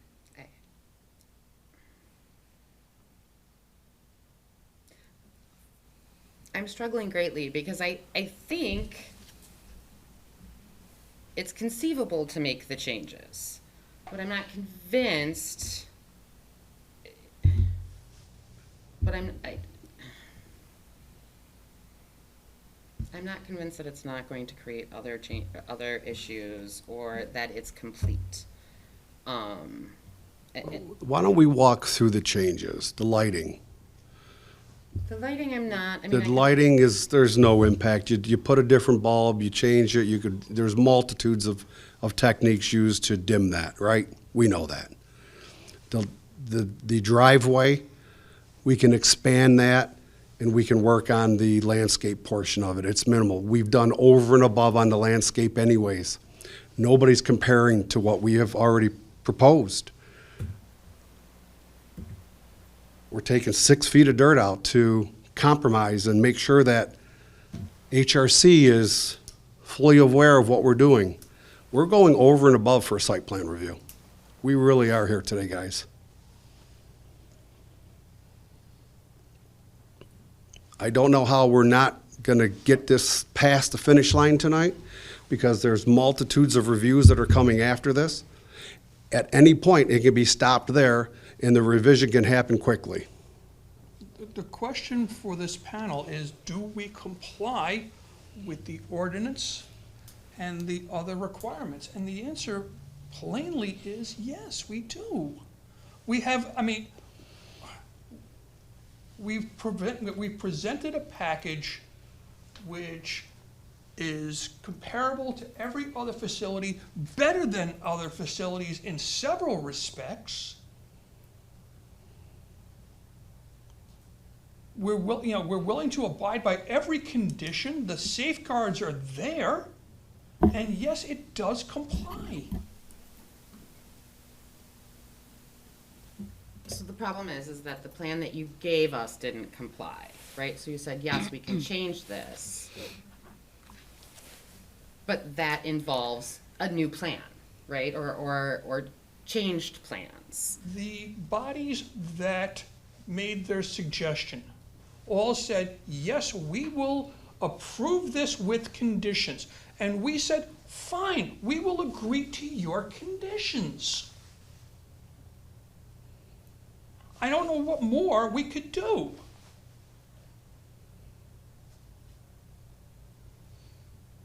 Were you told beforehand that the drive aisle was not? No, we the were ordinance? not. This is brand new. The drive aisle issue came up at the last second, and at that point, we could not resubmit. We did go through 2 engineer reviews. Why was the drive aisle an item that was not known? Because it says 24 feet in the ordinance. And if I could provide some insight on that too. There was rounds of reviews by the city's planning consultant, and it was in the planning consultant review letter. So it's not that it was just raised this evening or in the planning commission packets. It was in the review letter. Also in the ordinance too, it shows the drive aisle width of 24 feet when you have parking on both, not angled parking, but not where we have parallel and, It shows 24 when there's parking on both sides. yeah, where we show parallel and then, so it's a different condition too than a normal, where they're both backing into each other. They needed the 24 feet. We are showing a different condition where they're parallel parking and then perpendicular parking than the I did look at the ordinance. Then the drawing, right, staff interpreted that as needing a 24-foot wide drive aisle. Yeah.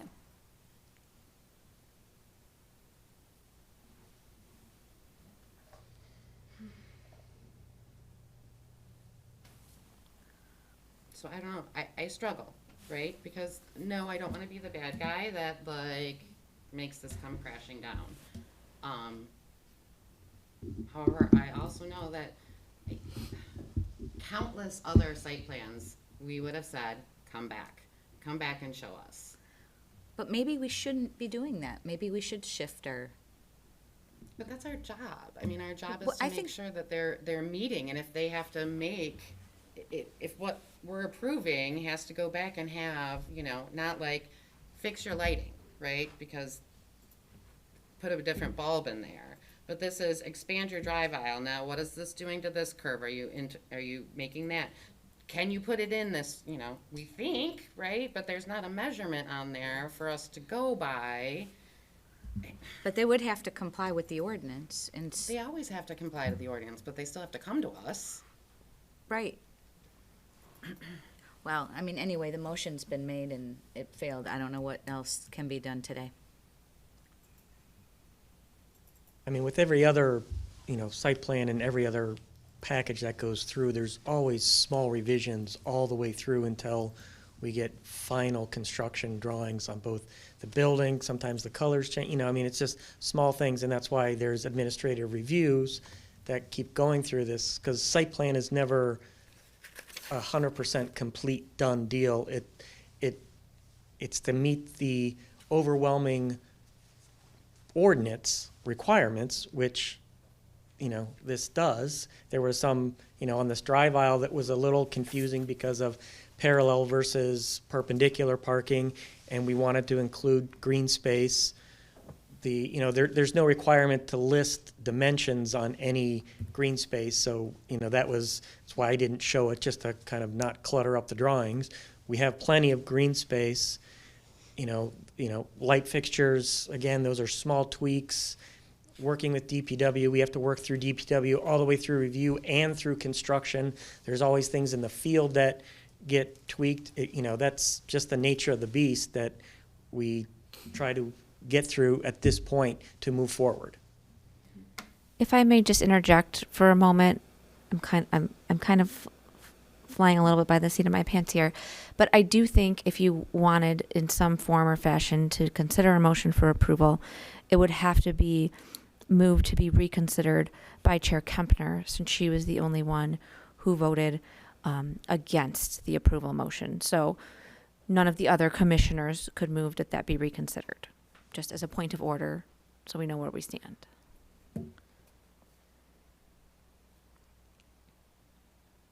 But we can talk about it still, right? I'm just curious if there were any other conditions that we could consider too, if you were thinking of leading that way too, because So I think typically you would have done that before the vote was taken. right. Ideally. And we did, actually. We talked, I mean, there really, we repeated things, so there really wasn't more to say, I More think. conditions, right? Is there any way to, I'm just talking out loud, to approve them, but still have them come back to us somehow? So it satisfies the commissioners, yet it also helps them in meeting their deadlines that are hard deadlines. I mean, the ordinance is not written as a preliminary and final approval. Like I said, I'm talking out loud. Yeah, so within the confines of what we have written, I would err on the side of caution and say no. I mean, yeah, it's an approval or it's not an Okay. approval. Or, yeah. Or a table or postponement. What if we invited you to the meeting, the construction meetings? Are there, There's no power and I don't, again, this is nothing against you personally, right? But the power of approval and making sure things meet what they're supposed to meet and they're doing what they're supposed to do, that power with me, personally, with any of us, rests here during this meeting while we're in these seats. When we walk away from the seats, we are regular, average Joe citizen, and Madam Chair, can I ask a question, please? Could you please make sure you speak, or you can take the microphone with you if you need to. Thank you. Madam Chair, is the issue that we don't have a space or a dimension here? Is that your issue? the issue is that there are a lot of little issues, and I personally think a drive aisle is kind of a big issue, and how that trickles down to your landscaping, to where those little mounds are, and I mean, if your issue, whether you have a deadline that's right away, regardless as to anything else, I need to treat you as I would treat every other applicant that has come before us before. But is the landscaping is not even an ordinance requirement, it's aesthetic, it's just their design and their, right? There's no Correct. ordinance requirement for we, that. So we even- have green It space. says that it has to meet our, it doesn't have to be right there, right? We approve that the landscaping meets the intent of the the ordinance. ordinance, or of the master plan, of which does call for some landscaping between the street and a parking lot. So, Can I just ask one more question? I'm sorry, I'm interrupting again. I'm sorry. it's a lawyer in you. I know. Is there any way that they could make it on to our next meeting? I mean, it's been published. If we postpone today to our regularly scheduled meeting, would that give them the time they need to make whatever modifications that the chairperson would like to see, yet still meet their deadlines for? No. We're Unfortunately, on your next city council meeting, proposed. the next city council session, which is the one that we have as our drop dead, is the 17th. That There is has the to Oh, be drop of dead. October. Of October. Correct. There has to be so many days before to get on the agenda. So unfortunately, Madam Commissioner, the answer to your question is no.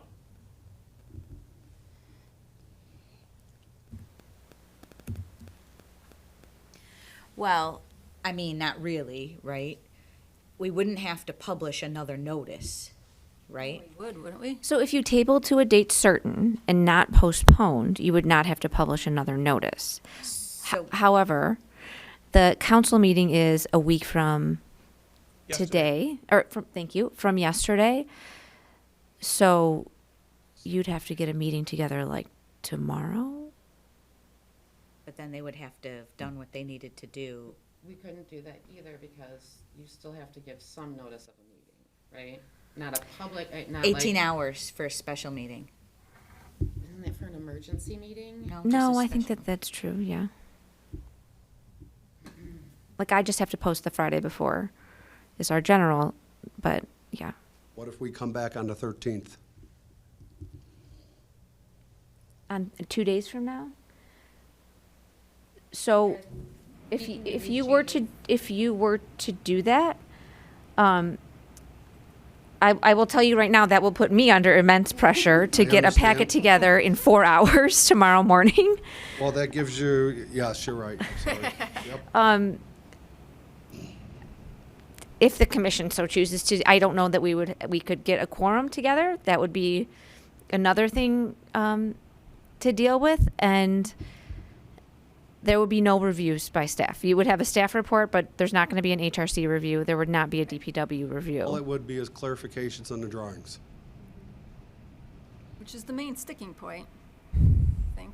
Well, no, I think you would want to see DPW sign off on it. I mean, I would like to see DPW at least say, yeah, there's some stuff we have to do.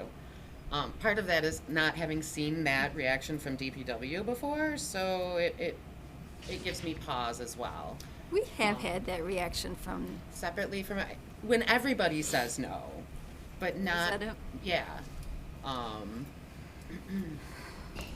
And those were usually very obvious no, yeah. Madam Chair, can I ask a question? What is it within the DPW report that gives you pause? Which item, if I may ask, if you will It is the DPW asking that you resubmit before But we. again, as Commissioner Dolan suggested and pointed out, as Commissioner Bartis suggested and pointed out, so, number one, site plans will be reviewed by city engineers Hubble, Roth, and Clark, HRC. That happens in every case. Number two, the existing sanitary lead is shown to be replaced on the plan. Please note that our records indicate that there may be more than one sewer storm lead onto the property. Again, HRC, unless we're going to dig it out, we're not going to know that answer. Number three, please note, this is not a request, please note, the proposed stormwater management lead is a private system. Yeah. Number four, the demolition plan calls for. Now, these are comments. These are not, hey, guys, whoa, stop, this is wrong. Thank you. Yes, I recognize that. What I stated is what gives me pause is the fact that they have asked. But that's not my whole hanging the hat on it, right? As I've said, it is this and this and this, and how does this play out as far, that is where, if you were anybody else that has come before this body in 6 years, we would have asked you to come back. And that's where I get stuck, because we would have had people come back before. And because you have a deadline. I don't think it's just about the deadline though. Like I'm new to this board, and maybe I'm not going to be that person that agrees everyone has to keep coming back. I don't know. Maybe it's time for a shift of that trend. I don't know. I guess what we ought to talk about really the point of order at this point. There was a motion, it failed. This is true. There's no motion on the table, so continued discussion, unless there's a motion, I don't think that it's appropriate. I think I would agree, and I was struggling with where to call that line. I've been struggling whether I should say something because you're the chairperson and I don't want to step on your toes, No, but no. I feel like without a motion on the table, continued discussion is, if you want, I can make a motion. If somebody wants to We make a can't motion. make a motion anymore. You can't make a motion. Yeah. Well, you could make I a could motion. make a motion postpone if Yeah. that's what I wanted to do, or to table, but I don't want to do that right now. If there's another motion to be made, we can have further discussion. If there's not another motion to be made, then I think, Move on. what's that? Then we should move on. Okay. Is that what you're saying? Yeah, I think so. Unless there's some motion someone's dying to make, but I don't think any other motions in this instance.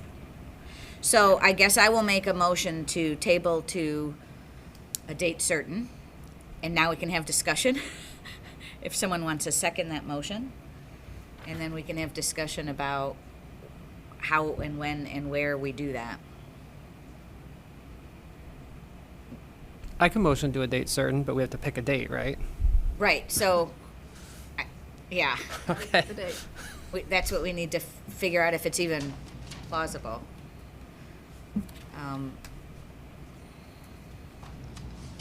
I don't want to put Kristen under the gun. Right. Kristen, can you tell us, what are their options? Can they ask for an extension from city council? They have asked and received an extension from City Council previously. Was there any resistance? Was there hesitancy?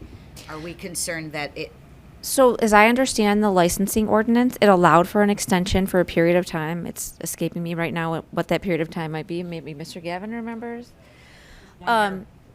So they've received that extension. It didn't allow the ordinance as written for extensions beyond that.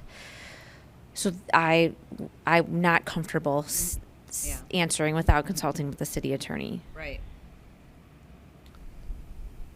But a motion for a date certain is for another meeting of us, right? Another meeting of us, but the only way it's fruitful for them is if we do it Prior to the Next. 17th. 2 Prior days. to- 2 days. By the 14th. And the 14th, I mean, we have to get our council packets together too, keep So in we mind. only have, Those are technically due Wednesday. Is that feasible? Could we piggyback them? Like have ours and before theirs? They won't have anything from us then. True. You won't have the packets. Gotcha. Correct. How possible is it to have the meeting, I don't know what you guys have to do, but how possible it would be to have the meeting tomorrow night, which then gives you a little more wiggle room for the packets. It makes it in the packet. But they won't have the Be ability. able But- to make that change on the plans. And That's what I don't, whatever. I would need that by 8 a.m. tomorrow. If you want to have a meeting tomorrow night, Ah, Yeah, you'd have to. yeah. I do have a DDA meeting tomorrow morning that's going to last till like 10:30 or 11. You would have absolutely no review. I would be happy to pass along plan revisions, but I'm just laying it out there that that would be about it.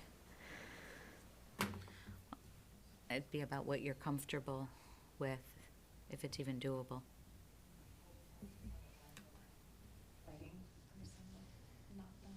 And I guess I would want the commission to be absolutely clear, if they were to consider that, what revisions have to make it onto the plan.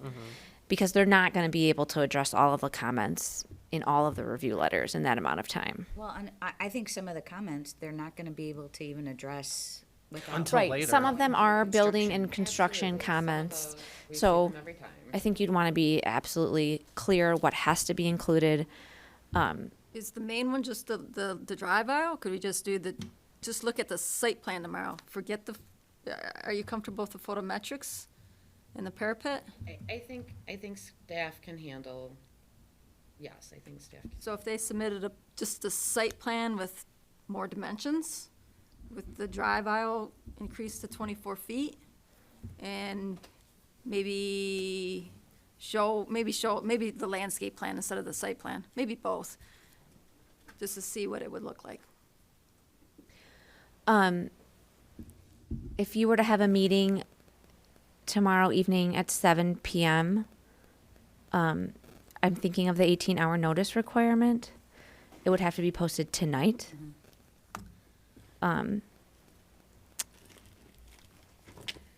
It doesn't have to be 18 business hours, or? It's No, just it's 18 hours. So can you help me? Sleeping So what time would that be? Under the understanding there'd be no So math. 12 would be It'd be 7 like a.m. sometime in the middle of the night. Yeah. And Thursday 1 a.m. wouldn't work for you if all we're talking about is a can't. plan. You would have to get another, I have another meeting that night. On Thursday night? On Wednesday night? I thought we were talking about Wednesday We night. we're talking about both. We're trying to figure out a date. So if you wanted to do something like that, I would be willing as a staff person to accommodate the planning commission half of that. I would have to confer with the city manager's office and the city clerk's office to see if they would be willing to accommodate council packets that are going to be a little bit later. We also have minutes that would not, we could have the minutes for this meeting available for council, but if a meeting was on Thursday night, it would be tough to turn around minutes for a council packet. I think they get their packets on Friday at noon. So I'm willing on the Community Development Planning Commission side, if you guys are available and want to move forward with a Thursday night meeting, I'm willing to try to accommodate that, with the understanding that there'll be very limited staff review and you would have no review from HRC or DPW. What I cannot speak for is what the city manager and city clerk's office are willing to accept in terms of late packet materials. And the problem is the only way to table without republishing notice in the city's policies Is to a date certain, is to a date certain. and So this is a 15 calendar day notice item Yeah. for council and for planning commission. But nothing that was, I mean, realistically, nothing that was published would change. All we're asking for is the requirements, the conditions that we would have imposed that were recommendations just be put on a plan, essentially. Right? I'm thinking Right, out loud. right. That is the way I interpret this. Yeah, I think that that's correct, but I still think you'd have to table to a date certain. All right, so, So I left the table to a date certain as a second, and Wednesday works. That's what we're talking. If that's the day we want. so we're in the midst of discussion right now, right? Yes.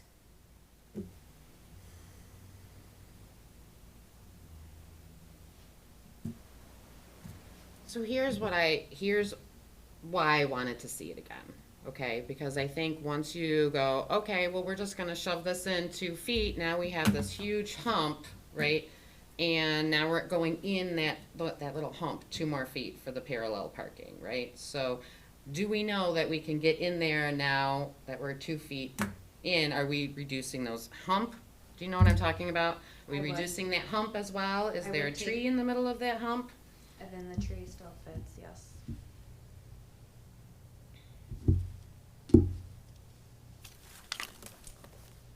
I think the only reduction you're gonna see is, I think the only reduction you're gonna see is maybe a line of that being removed, but I think all this will remain. I think when you pull this, the tree won't even move. But you're pulling. I would pull the hump back. Yeah, it would look goofy. You would, yeah, on both sides. I would. You could angle it or something, though. Because that dimension across is pretty wide, isn't it? Right, so truthfully, this may end up staying. I'll have to look at this to make sure that we're meeting 24 feet here. So this may come down a little bit, but you know, you don't want to make it even larger either, because that's not good for traffic calming effects. So I am very confident that this can be relayed out and back to you tomorrow.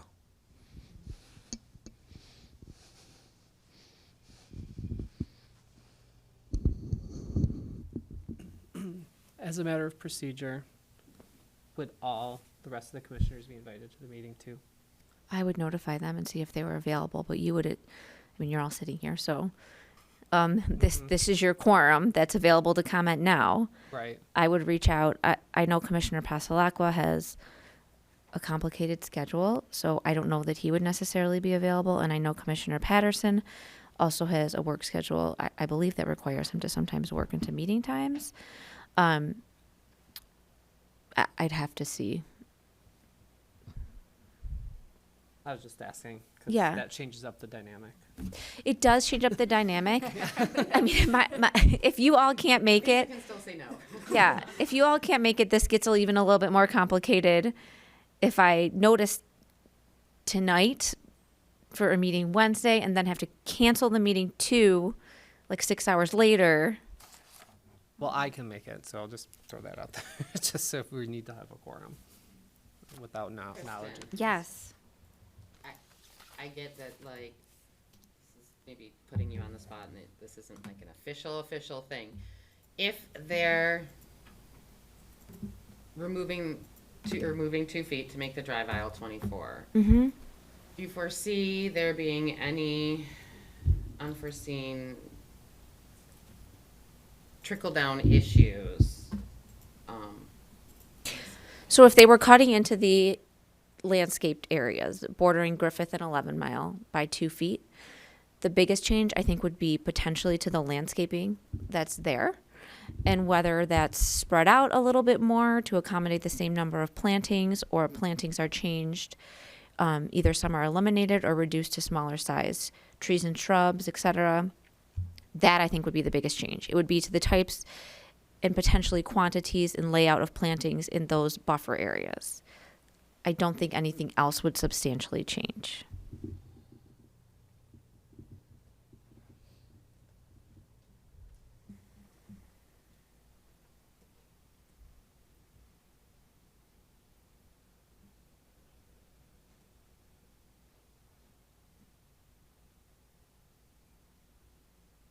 So we have one motion on the table. Which you need to vote on, and you need to pick a date.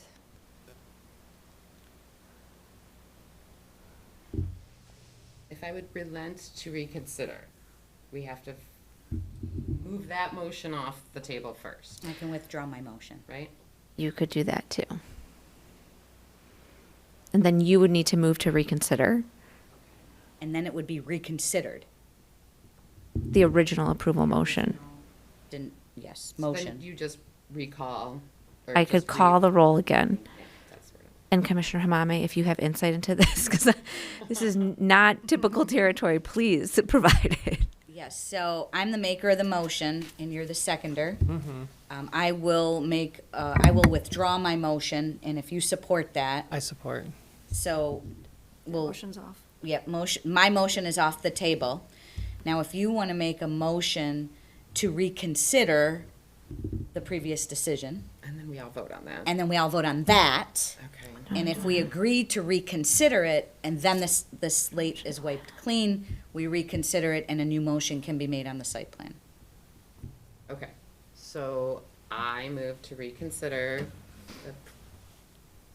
the original vote on PSP 1622? The motion to approve, Okay. subject to the conditions. Yes. Somebody need to second that? I'll second that. Okay, hang on, guys. I'm just catching up. Okay. Shall I call the roll? Yes, please. Commissioner Bartis, Yes. Commissioner Dolan, Yes. Chair Kempner, Yes. Commissioner Hamame. Yes. The motion now passes, and you guys have really schooled me in Robert's Rules of Order tonight. It was an educational experience. so Yeah. it's good. The more you know. So, if I can offer my 2 cents. Sure. So we really did have a significant discussion after the motion failed. And I presume that's the basis that you want to reconsider this motion based on new information that you've received from Kristen about her impression of the implications. Fair assumption? Sure. Okay, Yes. okay. So that's the basis for the reconsideration. And so I think at this point, we have a clean slate. If we need any further discussion, this is the time, on the motion, on the site plan, Right. this is the time to have any additional discussion, any other conditions, anything else that we want to maybe add to it. And then a new motion would be appropriate. I have one quick question that just dawned on me. So when Megan was here, we had that 12-mile townhouse, right? Phillips Row Homes, We yes. had them come back to us. We basically approved Yes. them, they started doing stuff, and then they came back to us for like a final approval. What did we do that under? You remember? I do vaguely remember that they came back to us. I think the way that that was approached, though, was that they came back to clean up a few items, and it would not have been permitted to move forward to, for example, construction plan approval without having come back. Wasn't there a variance or something? 'Cause of There was this not a, front there was a setback? setback, if I'm remembering correctly. There was an allowance to have an increased setback to allow for a patio area Up in the near the front of 12 Mile, near the front door of the row homes. I'd have to consult with Megan to figure out what provision of the ordinance she crafted that under, because there's nothing I found. Right, okay.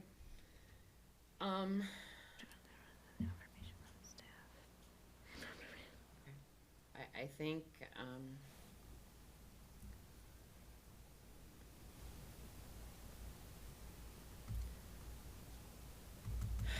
I think we can probably roll call.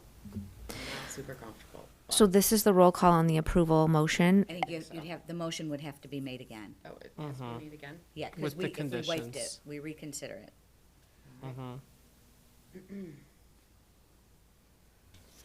All right, yeah, I'll do a motion again to, a motion to approve PSP 16-22, which is the 3120 West 11 Mile Road property, with the following conditions: that the DPW, CWA, and HRC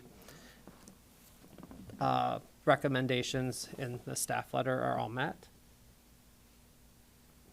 That, and then more specifically, that the aisle width is increased from 22 to 24 feet, and that the living wall maintenance agreements are appropriately discussed with the city attorney and potentially the stormwater maintenance agreement Can I- of some Can sort I of what was offer- said. Can I offer suggested language? Sure.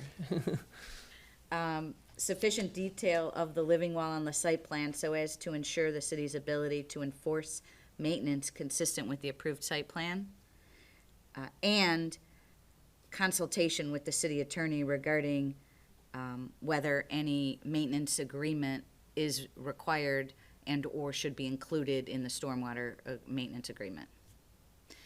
And I believe you also included as a condition in your previous motion was the reduction of the pole lights that resulted in lower foot candles on the site. Correct. A reduction in the fixture illumination from 18-foot candles to more like 10 to 15, I think. And I'll second So- that motion. There was also the landscaping is consistent Oh, with the yes. master Oh. plan. Yes, and that we do find that the landscaping is consistent with the master plan.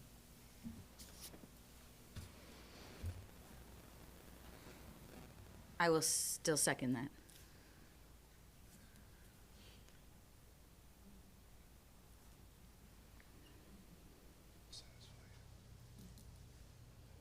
Are you ready for the roll?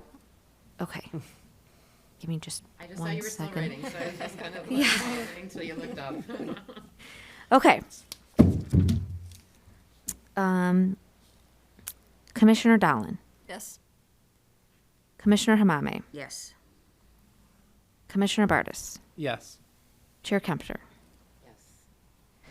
Motion passes 4-0. Thank you, ladies and gentlemen, or gentlemen. Good luck, congratulations. Thank you very much for your time tonight. Thanks, guys. Anybody have a liaison report?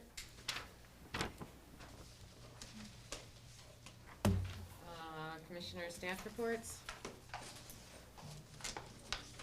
I have nothing other than we do have a meeting on the 27th, I believe. It's probably going to be mostly ordinance discussions again. I don't have any site plan items, but we do want to continue. We have the public hearing for the design guidelines and then continue the discussion that we started previously at the regular September meeting. Have we put a request out for the zoning rewrite? So I can fill you in a little bit on that timeline. A request has gone out for the very, very beginning part of that, which is the parking study to look at parking requirements citywide and also explore parking strategies for the downtown area. So that RFP has gone out. It should be awarded at the next council meeting. So that kind of gets a head start. My plan is to put the RFP out for the whole zoning ordinance rewrite in December. And I'm still on track to do that. We'll probably have a month or so for people to respond, see what we get back, evaluate, etc. So the idea would be to kick it off, depending on council meeting dates, toward the end of January or the beginning of February. And the direction that we would consider going, at least at this point, is a steering committee, similar to what we did with the master plan, to kind of give more detailed recommendations, and then it would come before, obviously, the planning commission at the end, but also in chunks, too, because it is going to be probably a year and a half project. With your steering committee, I know with the master plan, we have, we tried to get a lot of citizens, random residents on there, right? Because it was their vision, right? Are you thinking the same thing for an ordinance, or are you trying to look This for more would be, technical yeah, detail? this would be more technical, and it would probably be pulling from the city's existing boards and commissions. I would talk with our consultant and figure out what the best approach would be. I know in the past, when I've looked at zoning ordinance rewrites or sections in other communities, the planning commissions also entertained the idea of doing a work session, but not the work session where we're at 2 meetings a month. But I don't know if the commission would consider just thinking about a work session that starts a little bit earlier than our regularly scheduled meetings. That would be an option too. But I'm just kind of throwing things out there that I've thought about. We really haven't gotten into any details yet, so.